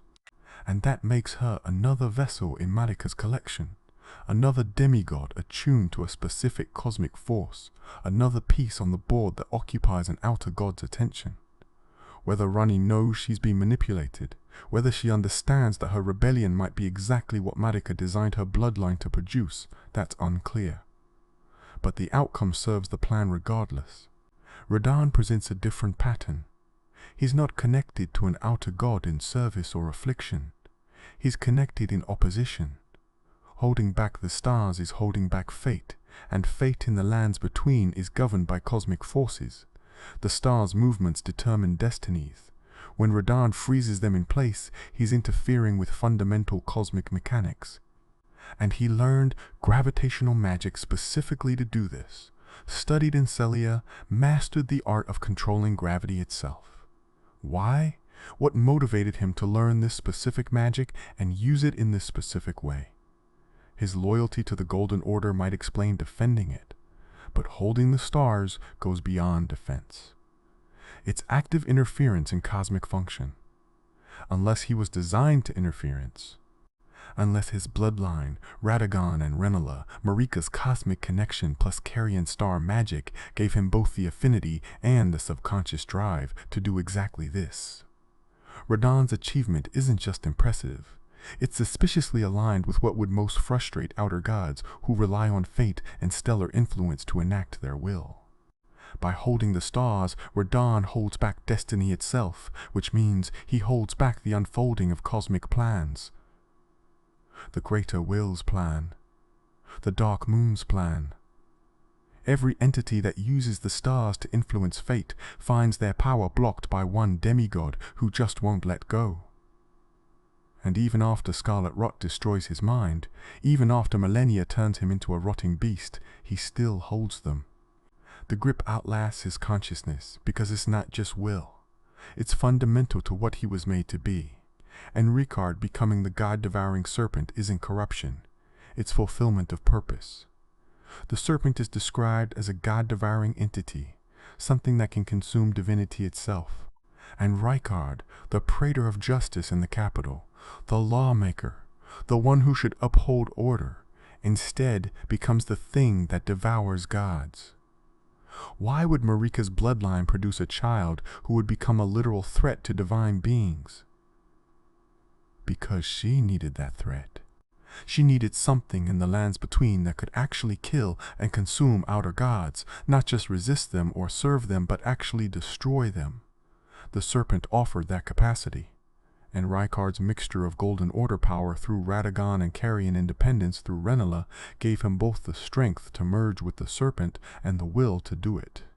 Whether Rykard controls the serpent or the serpent controls him is ambiguous, but either way, the result is a demigod who has become an existential threat to outer gods, something that can devour them. And even if he never succeeds, even if he's killed before he can consume an actual outer god, his existence forces them to take him seriously, forces them to invest attention and power in opposing him. Another piece of Marika's trap. Another demigod whose design nature creates a problem that outer gods have to respond to. Morgott is the strangest case, because his connection seems to be to the greater will itself, to the Golden Order despite his Omen curse. He's fanatically loyal. He defends Lindell. He calls the other demigods traitors. He serves the order that rejected him and imprisoned him. That loyalty is so irrational, so psychologically twisted, that it can't be natural. It has to be imposed, cultivated, designed. And the cruelty of it reveals Marika's ruthlessness more than anything else.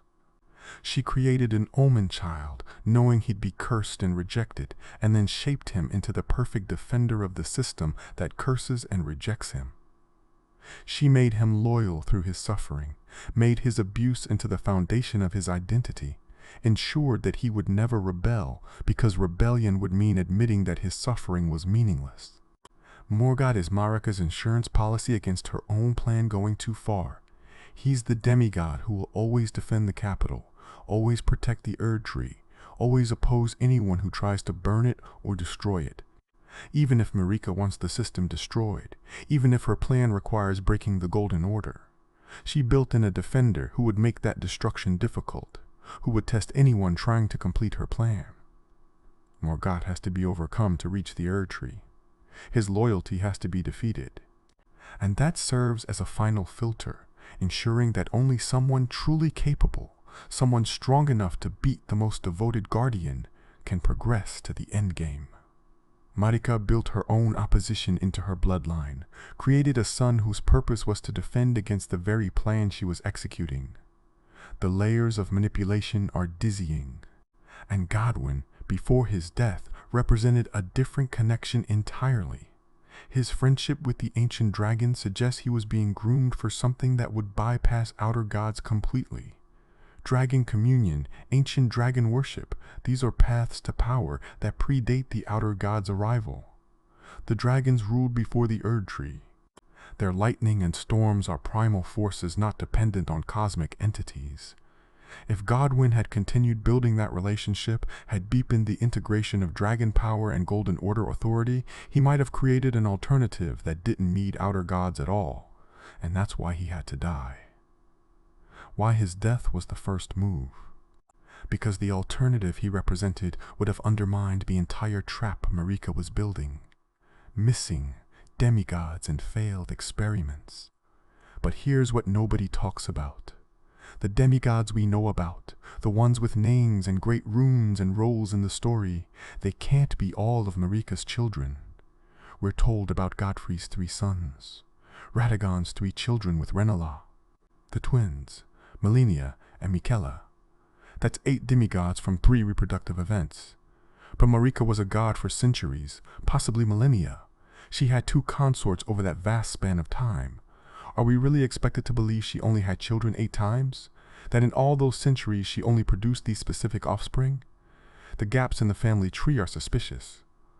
The missing children are never explained. The walking mausoleums give us the answer. These massive stone structures wandering the lands between contain the bodies of soulless demigods. Not dead, soulless. Demigods who never had souls or whose souls were removed. And there are multiple mausoleums, which means multiple soulless demigods. These are the failures. The experiments that didn't work. The children who were born without the properties Marika needed, or who had souls but the wrong affinities, or who were viable but surplus to requirements. She couldn't kill them outright because they were still demigods, still carried her blood, still had enough power that destroying them completely might have drawn unwanted attention or had metaphysical consequences she couldn't predict. So she removed their souls and entombed them in walking mausoleums, animated stone structures that preserve their bodies while ensuring they can never wake, never act, never interfere. It's a horrifically elegant solution. The failed children exist, but don't exist, preserved but neutralized, honored with grand tombs, but denied any actual life. And the fact that there are multiple mausoleums means this happened more than once. Marika had multiple children who didn't serve her purposes, and she dealt with all of them the same way, stripped their souls and locked their bodies away. What did these failures lack? What made them unsuitable? We don't know their names, their natures, their bloodlines.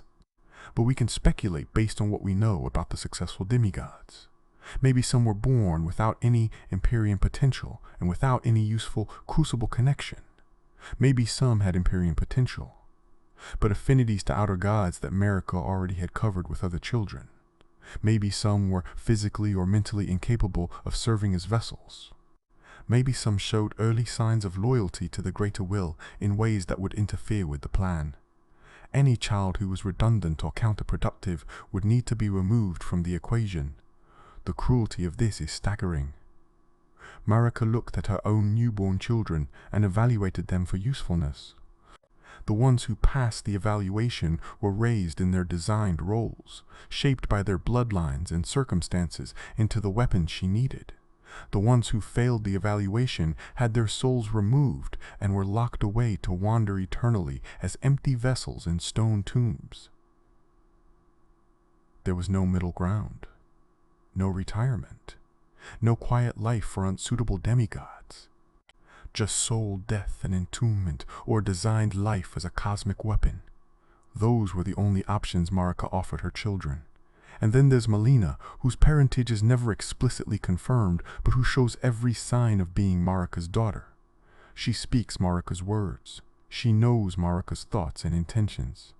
She was burned and bodiless, and born at the foot of the Erdtree.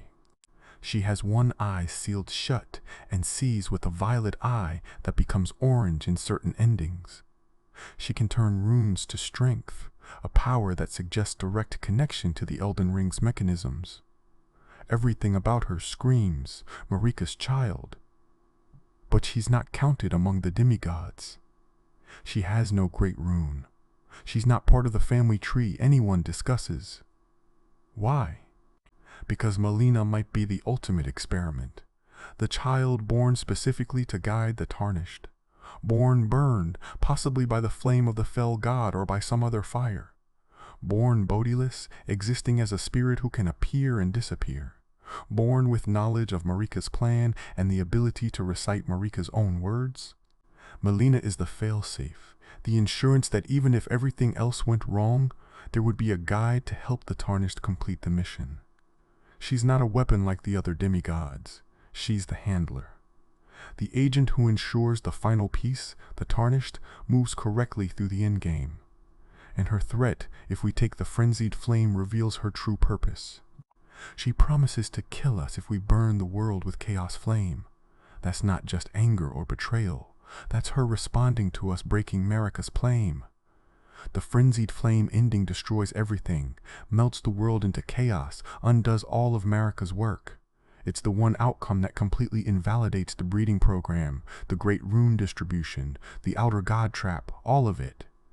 And Melina's purpose is to prevent that outcome. She exists to guide us toward endings that preserve Marika's work in some form, even if we repair the Elden Ring in ways Marika might not have preferred. As long as we don't burn everything to chaos, Melina succeeds. And if we choose chaos, she promises to hunt us, to stop us, to fulfill her purpose as the failsafe against total failure. So Melina is not a failed experiment. She's a successful one with a specific purpose that only activates in the endgame. She's proof that Marika was planning for contingencies, creating children whose roles wouldn't be needed until the very end. And if Melina exists as the guide, as the failsafe, how many other hidden children might there be? How many demigods whose purposes are so specific, so narrow, that they never appear in the story we experience? The soulless demigods in the mausoleums prove Marika had more children than we know about. Melina proves some children were designed for purposes outside the normal demigod roles. The gaps in our knowledge are vast, and every gap potentially hides another layer of Marika's conspiracy. Marika's ultimate endgame revealed. Now we can see the complete picture. Marika, a Numen from another world, ascended to godhood as the vessel of the greater will and established the golden order across the lands between. She reigned for centuries or millennia, and during that vast span of time, she learned things about the outer gods that no one else knew. She learned that they're parasites, that they compete for dominance, that they need vessels to enact their will in the world, that they're powerful but not omnipotent. And most critically, she learned that they can be manipulated, trapped, turned against each other. So she designed a breeding program spanning generations. First, she married Godfrey to produce children who carried both her Numen cosmic connection and his primal crucible strength. That gave her Godwyn, the perfect golden warrior, and Morgott and Molg, the Omen twins who proved her bloodline could produce crucible, connected offspring. Then she created or became Radagon, her male aspect, and sent him to marry Renala to mix Carrion moon magic and star connections into her bloodline. That produced Ranni, an Empyrean with moon connections, and Radon and Ricard with their own useful properties. Finally, she reunited with Radagon and reproduced with herself, pure self-reproduction of a single god, which produced Miquella and Melina, the twin Empyreans with perfect god vessel potential. Each child was designed to be compatible with specific outer gods. Melina was made vulnerable to the Scarlet Rot god. Molg was designed to attract the Formless Mother. Ranni was positioned to connect with the Dark Moon.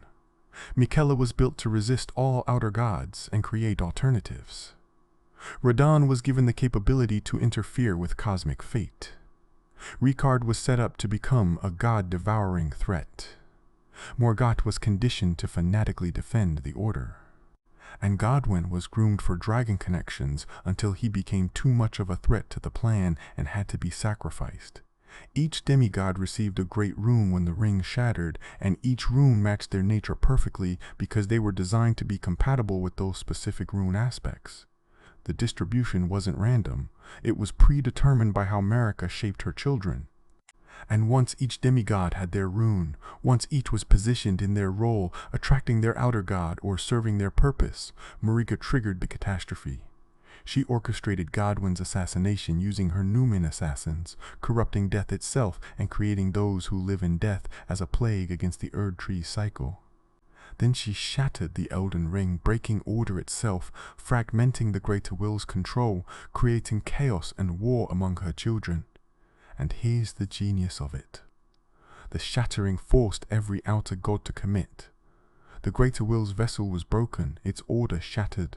The Scarlet Rot god had a claim on an Empyrean, but couldn't control her fully. The Formless Mother had a devoted champion in Molg, but he was just one demigod among many. The Dark Moon guided Ranni, but she was actively working to remove the Elden Ring from the world. Every outer god had a piece, had a potential victory condition, but none had dominance. They were all forced to invest attention and power in their demigod vessels, fighting through proxies, competing for Great Runes, trying to achieve enough concentration of power to claim total victory. But while they were all focused on the demigods, while these cosmic entities were fighting over fragments of the Elden Ring and competing for Empyrean vessels, Marika achieved her real goal. She broke the Greater Will's absolute control. She proved the system could be shattered. She demonstrated that outer gods could be manipulated and set against each other. She corrupted the death cycle with those who live in death. She created conditions where multiple outer gods were invested in the lands between, simultaneously, fragmenting cosmic attention instead of allowing any one entity to dominate absolutely. And then she was imprisoned for her crime, sealed in the Erdtree her body used to hold the shattered ring. The Greater Will's punishment was swift and severe. But was it really punishment? Or was being imprisoned exactly where Marika needed to be? Inside the Erdtree, at the center of everything, holding the fragments of the ring that every force in the world now wanted. She became the ultimate prize, the final goal, the endpoint that everyone would fight toward. And that position gave her something crucial. It made her the final checkpoint for anyone trying to take control. Anyone who wanted to claim the Elden Ring and become the next lord or god would have to reach her first, which means she could influence who succeeded. She could set conditions. She could create the final test that determined which ending occurred. And she did that by calling back the Tarnished, by restoring grace to Godfrey and his warriors who she'd exiled centuries before, by summoning them back to the lands between to wage war and brandish the Elden Ring. She told them this would happen. She planned for their return. They were never exiled as punishment. They were placed in reserve, preserved outside the lands between so they wouldn't be corrupted by what was coming, kept in stasis until the moment when she needed a force that wasn't bound by any of the complications consuming everyone else. The Tarnished are Marika's endgame weapon. We're not here to fix anything. We're not here to restore the Golden Order to its former glory. We're here to complete what Marika started. We're here to kill the demigods she created, collect the Great Runes she distributed, fight our way through every obstacle and opposition, and reach the Erdtree where she waits. And what we do when we get there, which ending we choose, that determines whether Marika's plan ultimately succeeded or failed. But in every possible ending except one, we change the lands between forever. We ensure that the greater will's absolute dominance is broken. We prove that the system can be overthrown, repaired in new ways, or destroyed entirely.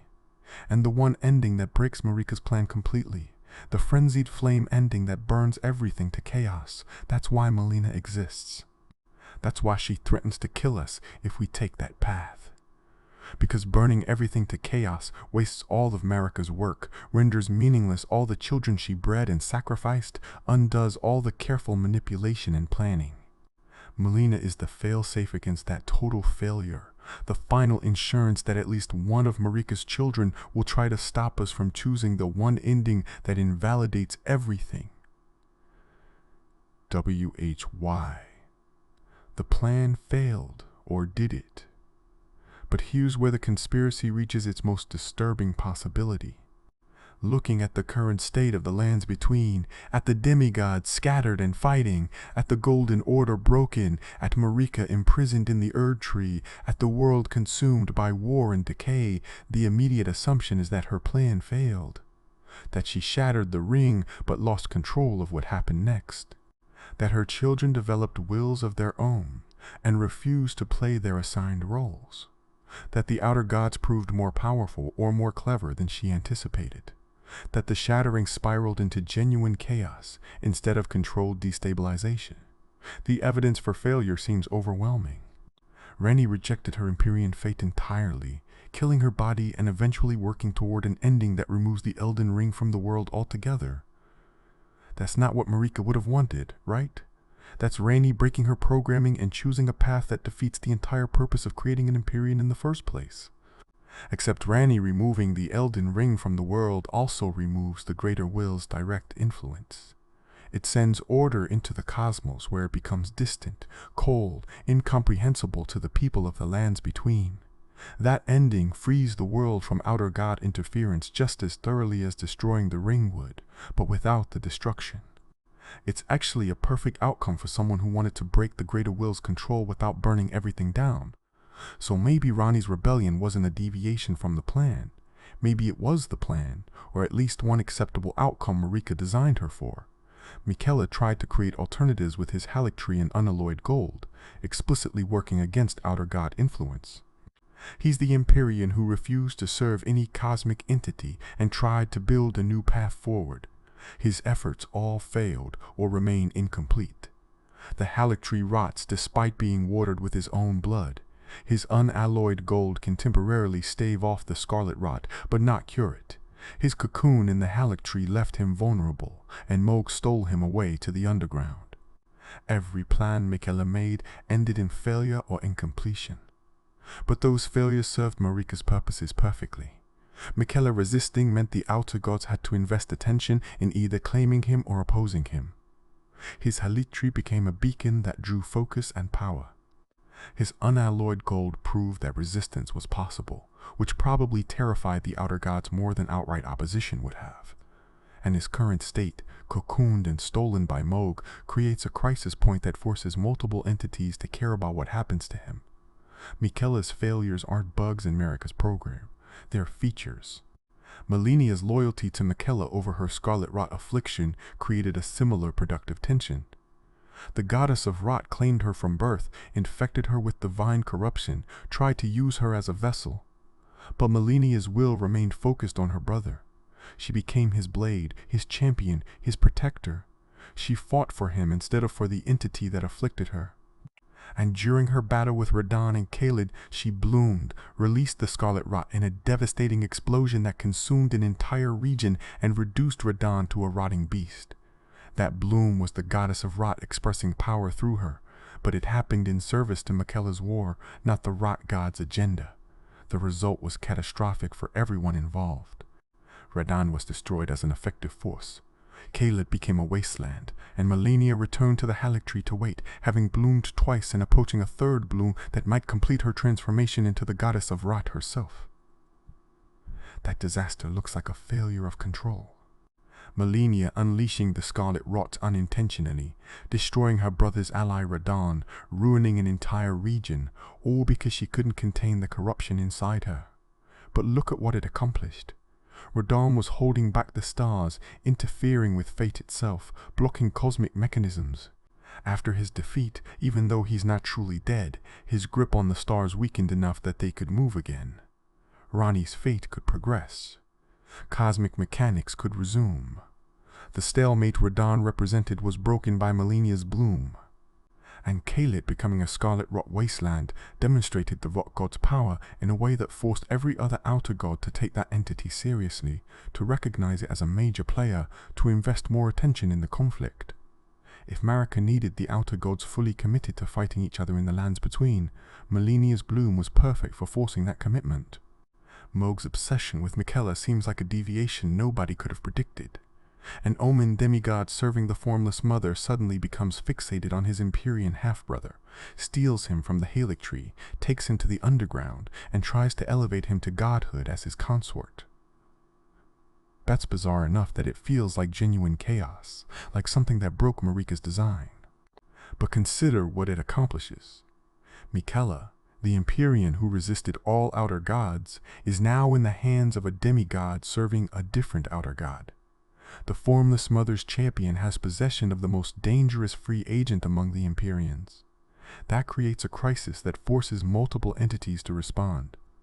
The greater will can't allow an Empyrean to be claimed by the formless mother. Miquella's followers can't allow their lord to be held captive. The Erdtree's rot accelerates without him. Multiple factions are forced to care about rescuing or claiming or killing Miquella because of Mohg's action. And if Mohg was designed to attract the formless mother, if his bloodline made him perfect for blood magic, then his fixation on Miquella might be the formless mother's will expressing through him. An outer god of blood, recognizing that controlling Miquella would be the ultimate prize, the Empyrean who could resist all others, but who might be vulnerable to blood magic and forced elevation.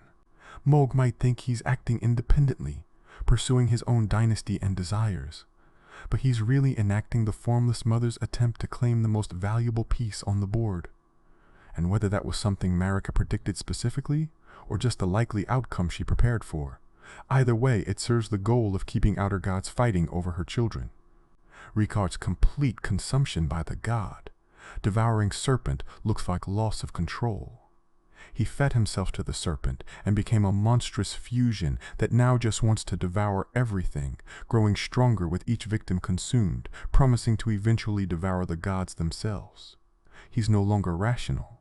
He's barely recognizable as the predator he once was. The serpent seems to have won, to have consumed Ricard's identity and replaced it with endless hunger. But the threat he represents is real. The god-devouring serpent actually can consume divinity. It's not an empty boast. and a being that can eat gods, that grows stronger by devouring champions, that exists as a counterforce to divine entities. That's exactly the kind of threat that would terrify outer gods. Even if Rykard is insane, even if the serpent controls him, the entity they've become is a credible existential threat to cosmic powers. And that threat forces those powers to invest attention in either destroying or controlling or avoiding the serpent. Another piece of Marika's trap functioning exactly as needed.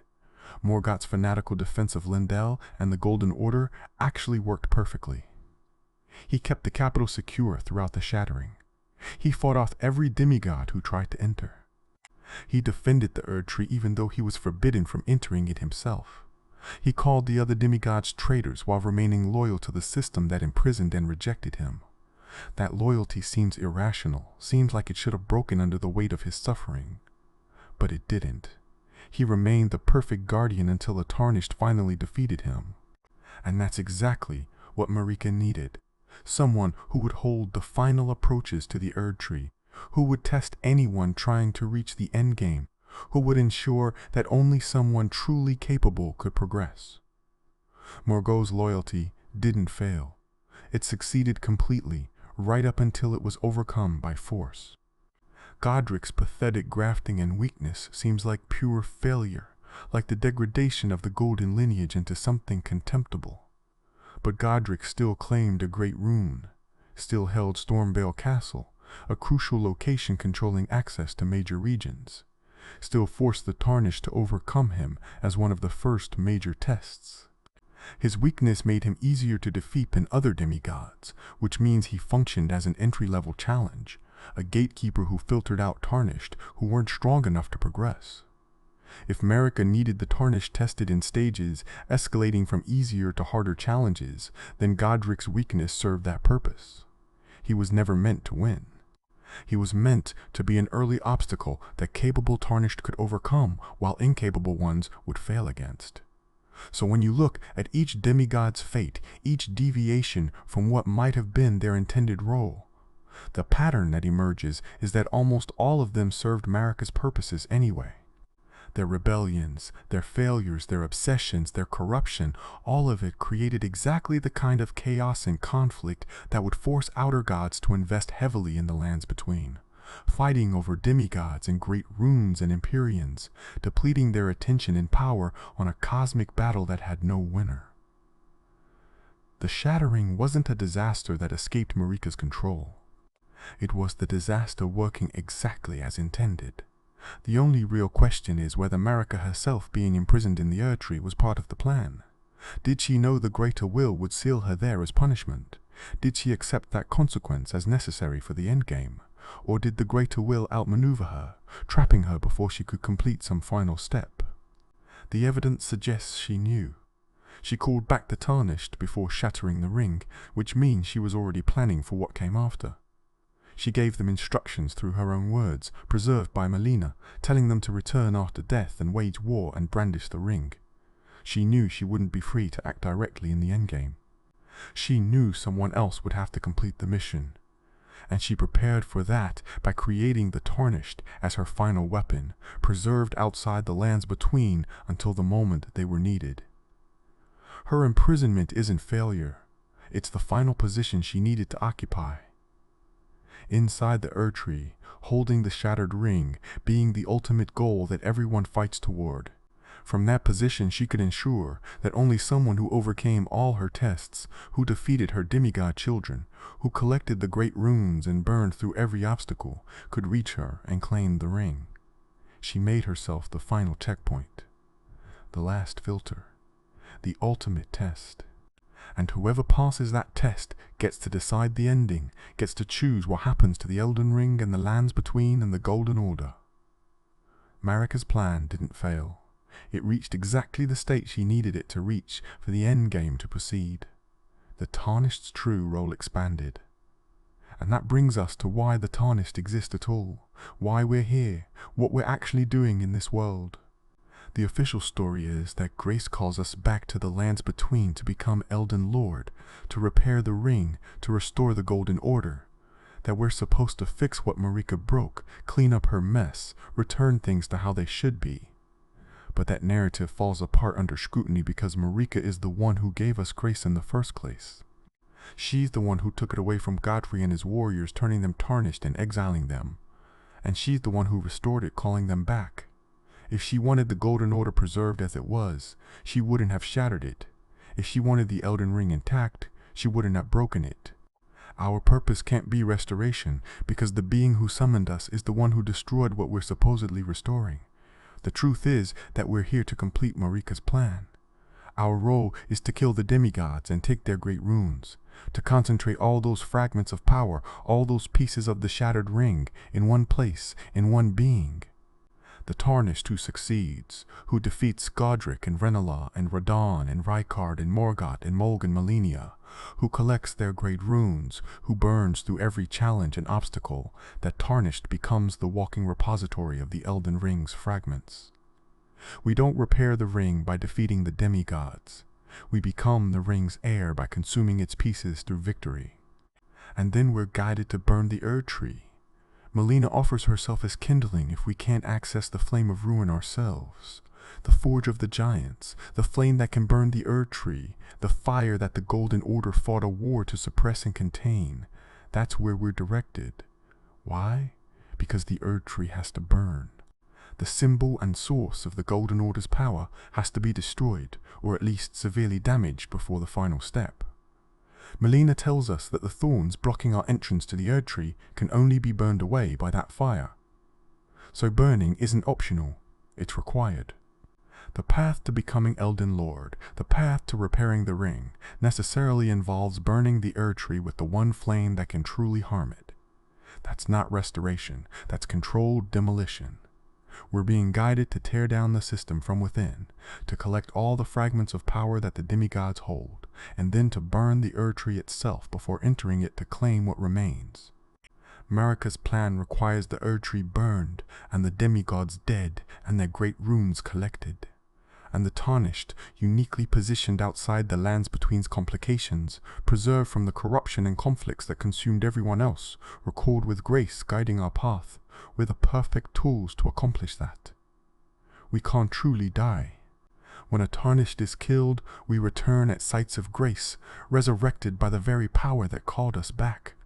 We're outside the normal death system. We're not recycled by the Erdtree. We're not subject to those who live in death. We exist in a loop where grace restores us specifically so we can keep trying, keep fighting, keep progressing until we succeed. That's not a game mechanic. That's a metaphysical property Marika built into the Tarnished. She needed warriors who couldn't be stopped by death, who would return endlessly until they completed their mission. So she created the grace-death-resurrection loop specifically for us. And grace guides us. The sights of grace point toward our next objective. They show us the path forward.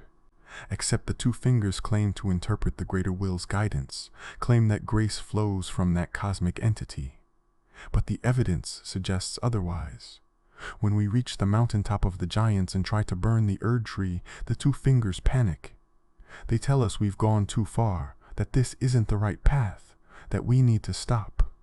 They communicate with the greater will, or claim to, and fall into a centuries-long contemplation trying to receive new guidance. They didn't expect us to try burning the Erdtree. That wasn't part of their plan. But it was part of Marika's plan.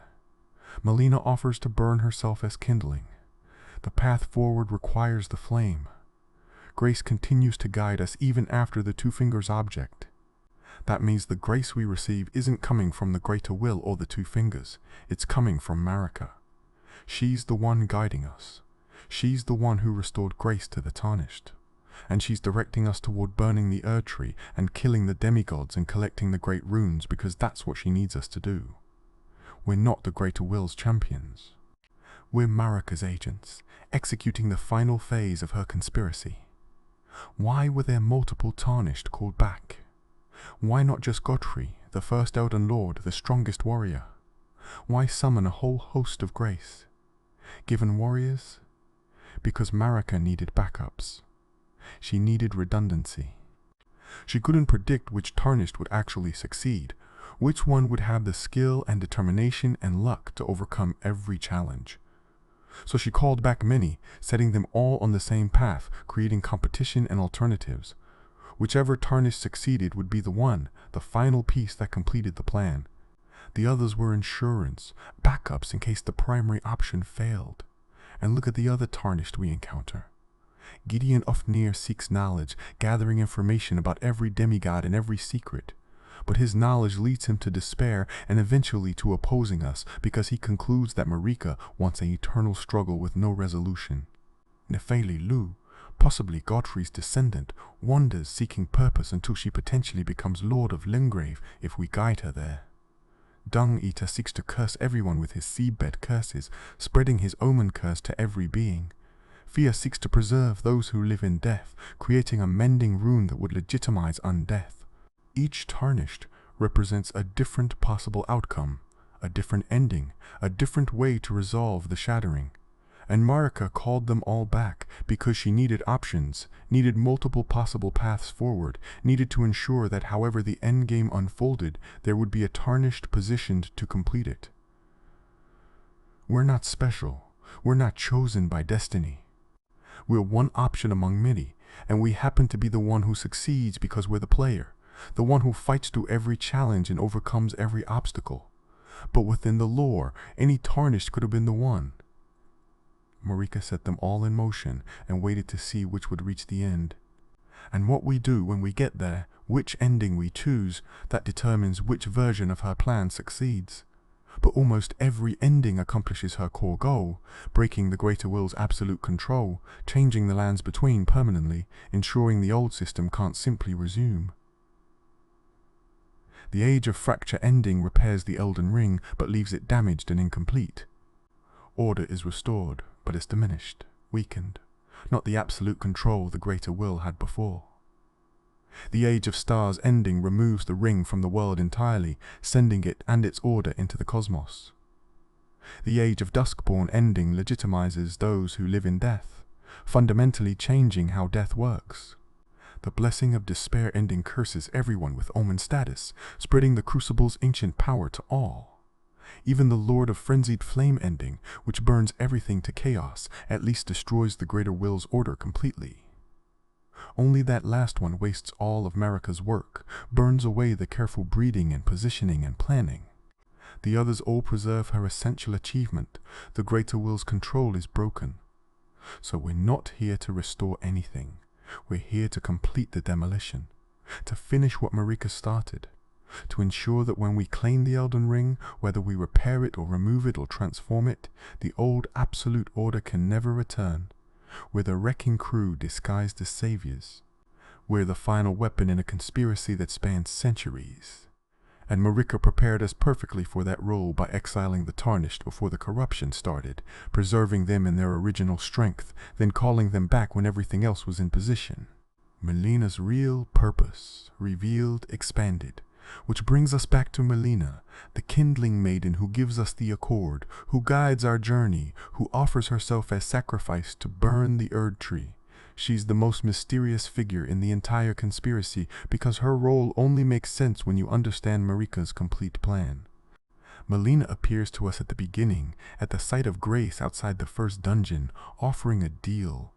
She'll turn our runes to strength if we take her to the foot of the Erdtree. Simple transaction. Except nothing about Melina is simple. She speaks Marika's words throughout the journey, reciting things Marika said at churches scattered across the lands between, not interpreting them, not reading them from texts, speaking them directly as if she heard them herself, as if she carries Marika's voice within her. She tells us she was given purpose by her mother long ago, though she's lost that purpose and seeks to recover it. She was born at the foot of the Erdtree, burned and bodiless. She has one eye sealed shut and sees with a violet eye that becomes orange and opens the sealed eye in the Lord of Frenzied Flame ending. Everything about her screams direct connection to Marika. The most likely explanation is that she's Marika's daughter, another demigod or demi-being created for a specific purpose. But unlike the other demigods who were designed to attract outer gods and fight with great runes, Melina was designed to guide the Tarnished. She's the handler, the agent who ensures we move along the correct path. She gives us the accord, binding us to her and through her to Marika's plan. She turns runes to strength, allowing us to grow more powerful by consuming the souls and power of everything we kill. That's not a natural ability. That's direct manipulation of the Elden Ring's fundamental mechanics, something only a being with deep connection to Marika and the ring could accomplish. And she offers herself as kindling to burn the Erdtree. She tells us there's another way, the frenzied flame, but she urges us to use her instead. Why? Because her burning is part of the plan, while the frenzied flame breaks the plan. Melina burning herself accomplishes what Marika needs. The thorns blocking the Erdtree entrance are destroyed. We can enter, we can reach the endgame. But she burns specifically, sacrificially, in a way that doesn't consume everything else. The Erdtree is damaged enough to enter, but not destroyed completely. The system is opened, but not obliterated. Contrast that with the frenzied flame ending. If we inherit the frenzied flame and use it to burn the thorns ourselves, Melina doesn't have to die. But she appears at the very end, after we've burned the world to chaos, and promises to hunt us, to deliver destined death to us. Her sealed eye is open and burning orange. She's furious and determined and dangerous. That reaction reveals her true purpose. She exists to prevent the complete destruction outcome. She's the failsafe against the frenzied flame, the one contingency that could waste all of Marika's work. So if we choose the chaos ending, Melina survives specifically to stop us, to hunt us down, to kill us with destined death if she can. She's Marika's final insurance policy against total failure. And the imagery of her opened eye, burning orange with what looks like the frenzied flame or gloam. Eyed Queen's power suggests she has access to abilities she didn't use during our journey. She was holding back. She was waiting to see which path we choose. And if we chose the wrong path, she reveals her true power and becomes our enemy. But why was she burned and bodiless in the first place? What happened to Melina before she met us? The most disturbing possibility is that Marika burned her deliberately, created a daughter and burned her, reducing her to a spirit, specifically so she could serve as kindling later. Melina's burned state isn't a tragedy that happened to her. It's her designed form, the state she needed to be in to fulfill her role. She's pre-burned kindling, a daughter created specifically to be sacrificed at the right moment. The cruelty of that is staggering even by Marika's standards. But it fits the pattern. Every child designed for a purpose. Melina's purpose was to burn so the Tarnished could enter the Erdtree. Except there's another possibility. What if Melina is connected to the gloam-eyed queen, the mysterious figure who once wielded destined death before Malekith defeated her and took the rune of death? The gloam-eyed queen's identity is never revealed, but she was an Empyrean chosen by the Two Fingers who threatened the Golden Order with her black flame and death powers. What if Melina is that queen, or connected to her, or her daughter?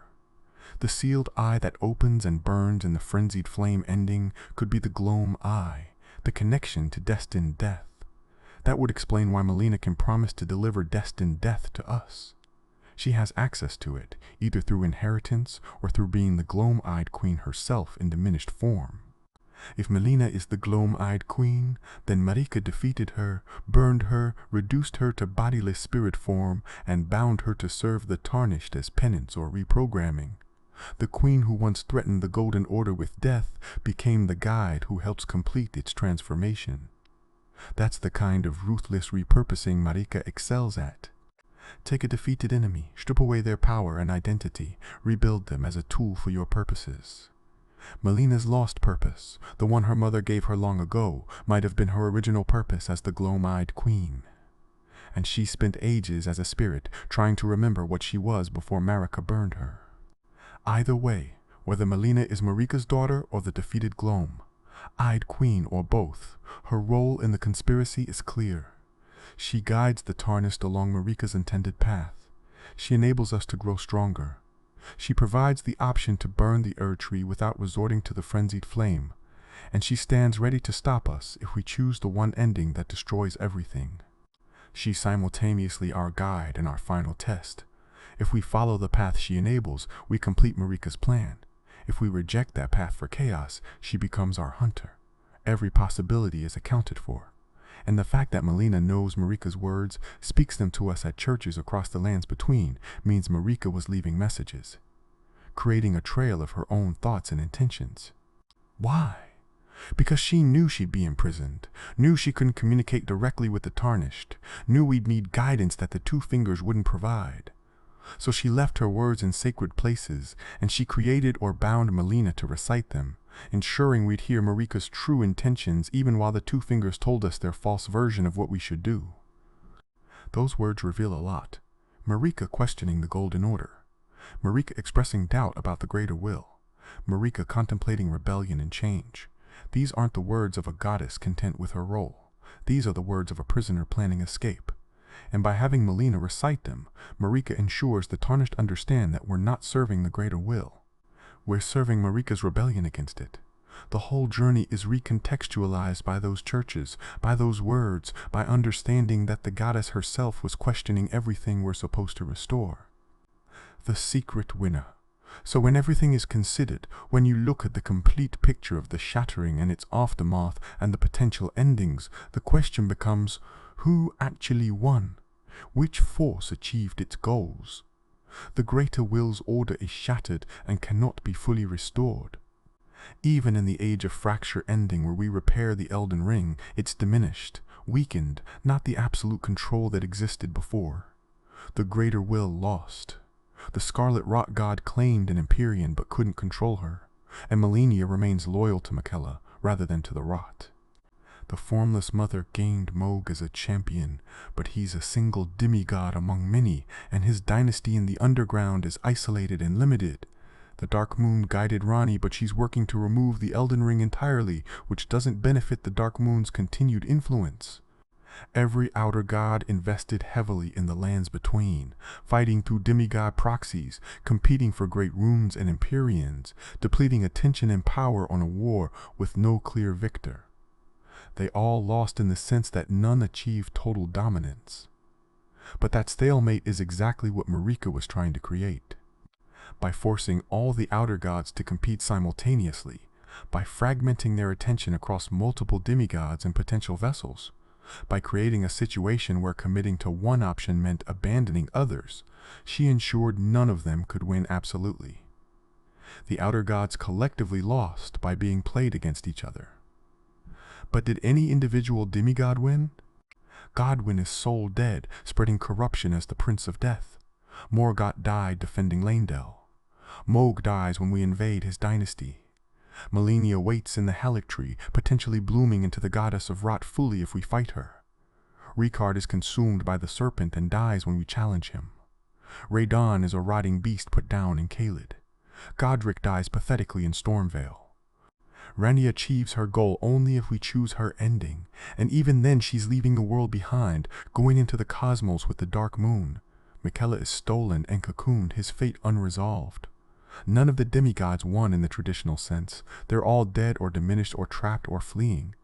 But several of them achieved what they were designed to achieve. Morgott defended the capital until overcome by a worthy opponent. Mohg attracted the Formless Mother and created a blood dynasty. Melina became the goddess of Rot's vessel and Miquella's blade. Rikard became a god-devouring threat. Ranni escaped her Empyrean fate and potentially removes the Elden Ring from the world. Each one fulfilled at least part of their designed purpose, even if it killed them or ruined them in the process. Marika's children succeeded at being weapons even as they failed at being people. The real winner is Marika herself. Even imprisoned, even punished, even reduced to holding the shattered ring in the Erdtree, she achieved her fundamental goal. She broke the greater will's absolute control. She proved the system could be shattered. She set outer gods against each other and prevented any from dominating. She created the conditions for change, for transformation, for endings that would never have been possible under the old order. Whether she's satisfied with the specific ending we choose is unclear, but in almost every ending, her core achievement stands. The lands between are free from the greater will's absolute dominance. The old system is broken beyond repair. Something new is possible. And she did it by sacrificing everything. Her children, her reputation, her freedom, her body. She turned herself into a prisoner and a prize and a final test. She murdered her perfect son and orchestrated a world-shattering war. She bred children specifically to suffer and die as weapons in a cosmic conflict. The price was horrific. But from her perspective, from the perspective of someone who lived under the Greater Will's control for centuries or millennia, who understood what that control really meant, who came from another world and saw what this world had become, maybe that price was worth paying. Maybe freedom for the lands between, even purchased with the sacrifice of her own children, was worth it. Or maybe she's a monster who destroyed countless lives for her own vendetta against the cosmic force she served. Maybe her plan was just elaborate revenge dressed up as liberation. Maybe the Tarnished completing her plan isn't heroic but tragic, finishing the work of a goddess whose ambitions consumed everyone around her. The game doesn't give us a clear moral judgment on Marika. It presents her actions and lets us decide whether she was a revolutionary or a tyrant, a liberator or a destroyer, a tragic figure or a calculating monster. Probably she was all of those things simultaneously. Probably the truth is too complex for simple judgment. But what's undeniable is that she won. Her plan worked. The breeding program across generations, the careful selection of consorts, the creation of Radagon, the positioning of each demigod, the Knight of Black Knives, the shattering, the calling back of the Tarnished, all of it functioned exactly as needed. We're standing in the ruins of her victory, choosing which version of her new world to build. She changed everything. She broke a god's control over reality itself. She did it by weaponizing her own bloodline. And she left us to finish the job and live with the consequences. EP Icon.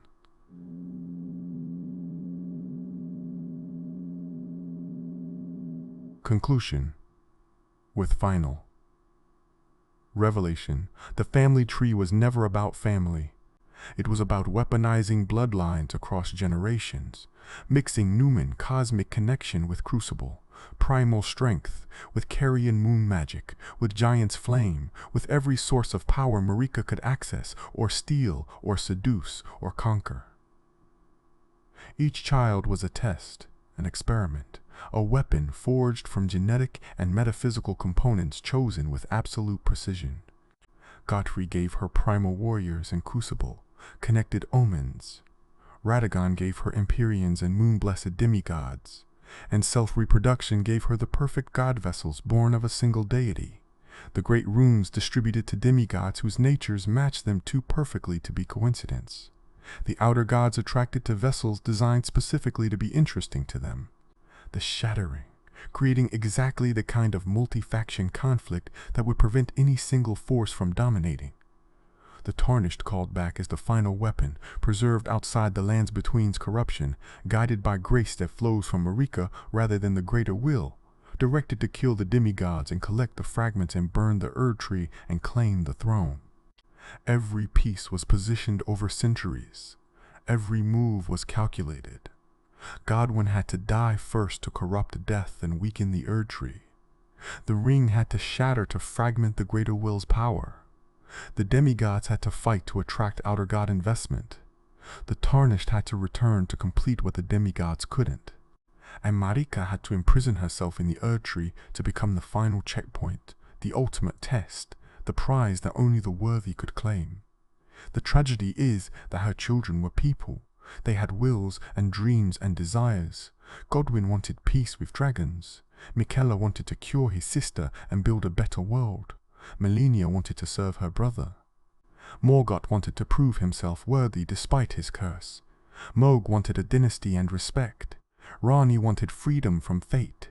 They were people with their own goals, and they suffered and died as pawns in their mother's cosmic war. Some broke free of their programming, some fulfilled it. All paid the price. And we can't even judge Marika simply because we don't know what she knew about the greater will. We don't know what horror she witnessed in her centuries of service. We don't know what the alternative was if she hadn't acted. Maybe the greater will was an unendurable tyranny and her rebellion was necessary. Maybe she was a prisoner who found the only way to escape. Or maybe she was a narcissist who destroyed the world rather than accept her assigned role. We can't know her true motivations because she's not speaking freely. She's imprisoned, silenced, reduced to words left at churches and guidance transmitted through grace. But here's the final truth that recontextualizes everything. When Melina tells us Marika's own words, the message she recites is specific. In Marika's own words, "Then, after thy death, I will give back what I once claimed. Return to the lands between, wage war, and brandish the Elden Ring. Grow strong in the face of death. Warriors of my Lord, Lord Godfrey." Read that carefully. She's not speaking to Godfrey. The phrasing is, "warriors of my Lord," with my Lord being possessive, referring to Godfrey in the third person. She's speaking to his warriors, the Tarnished, calling Godfrey my Lord in reference.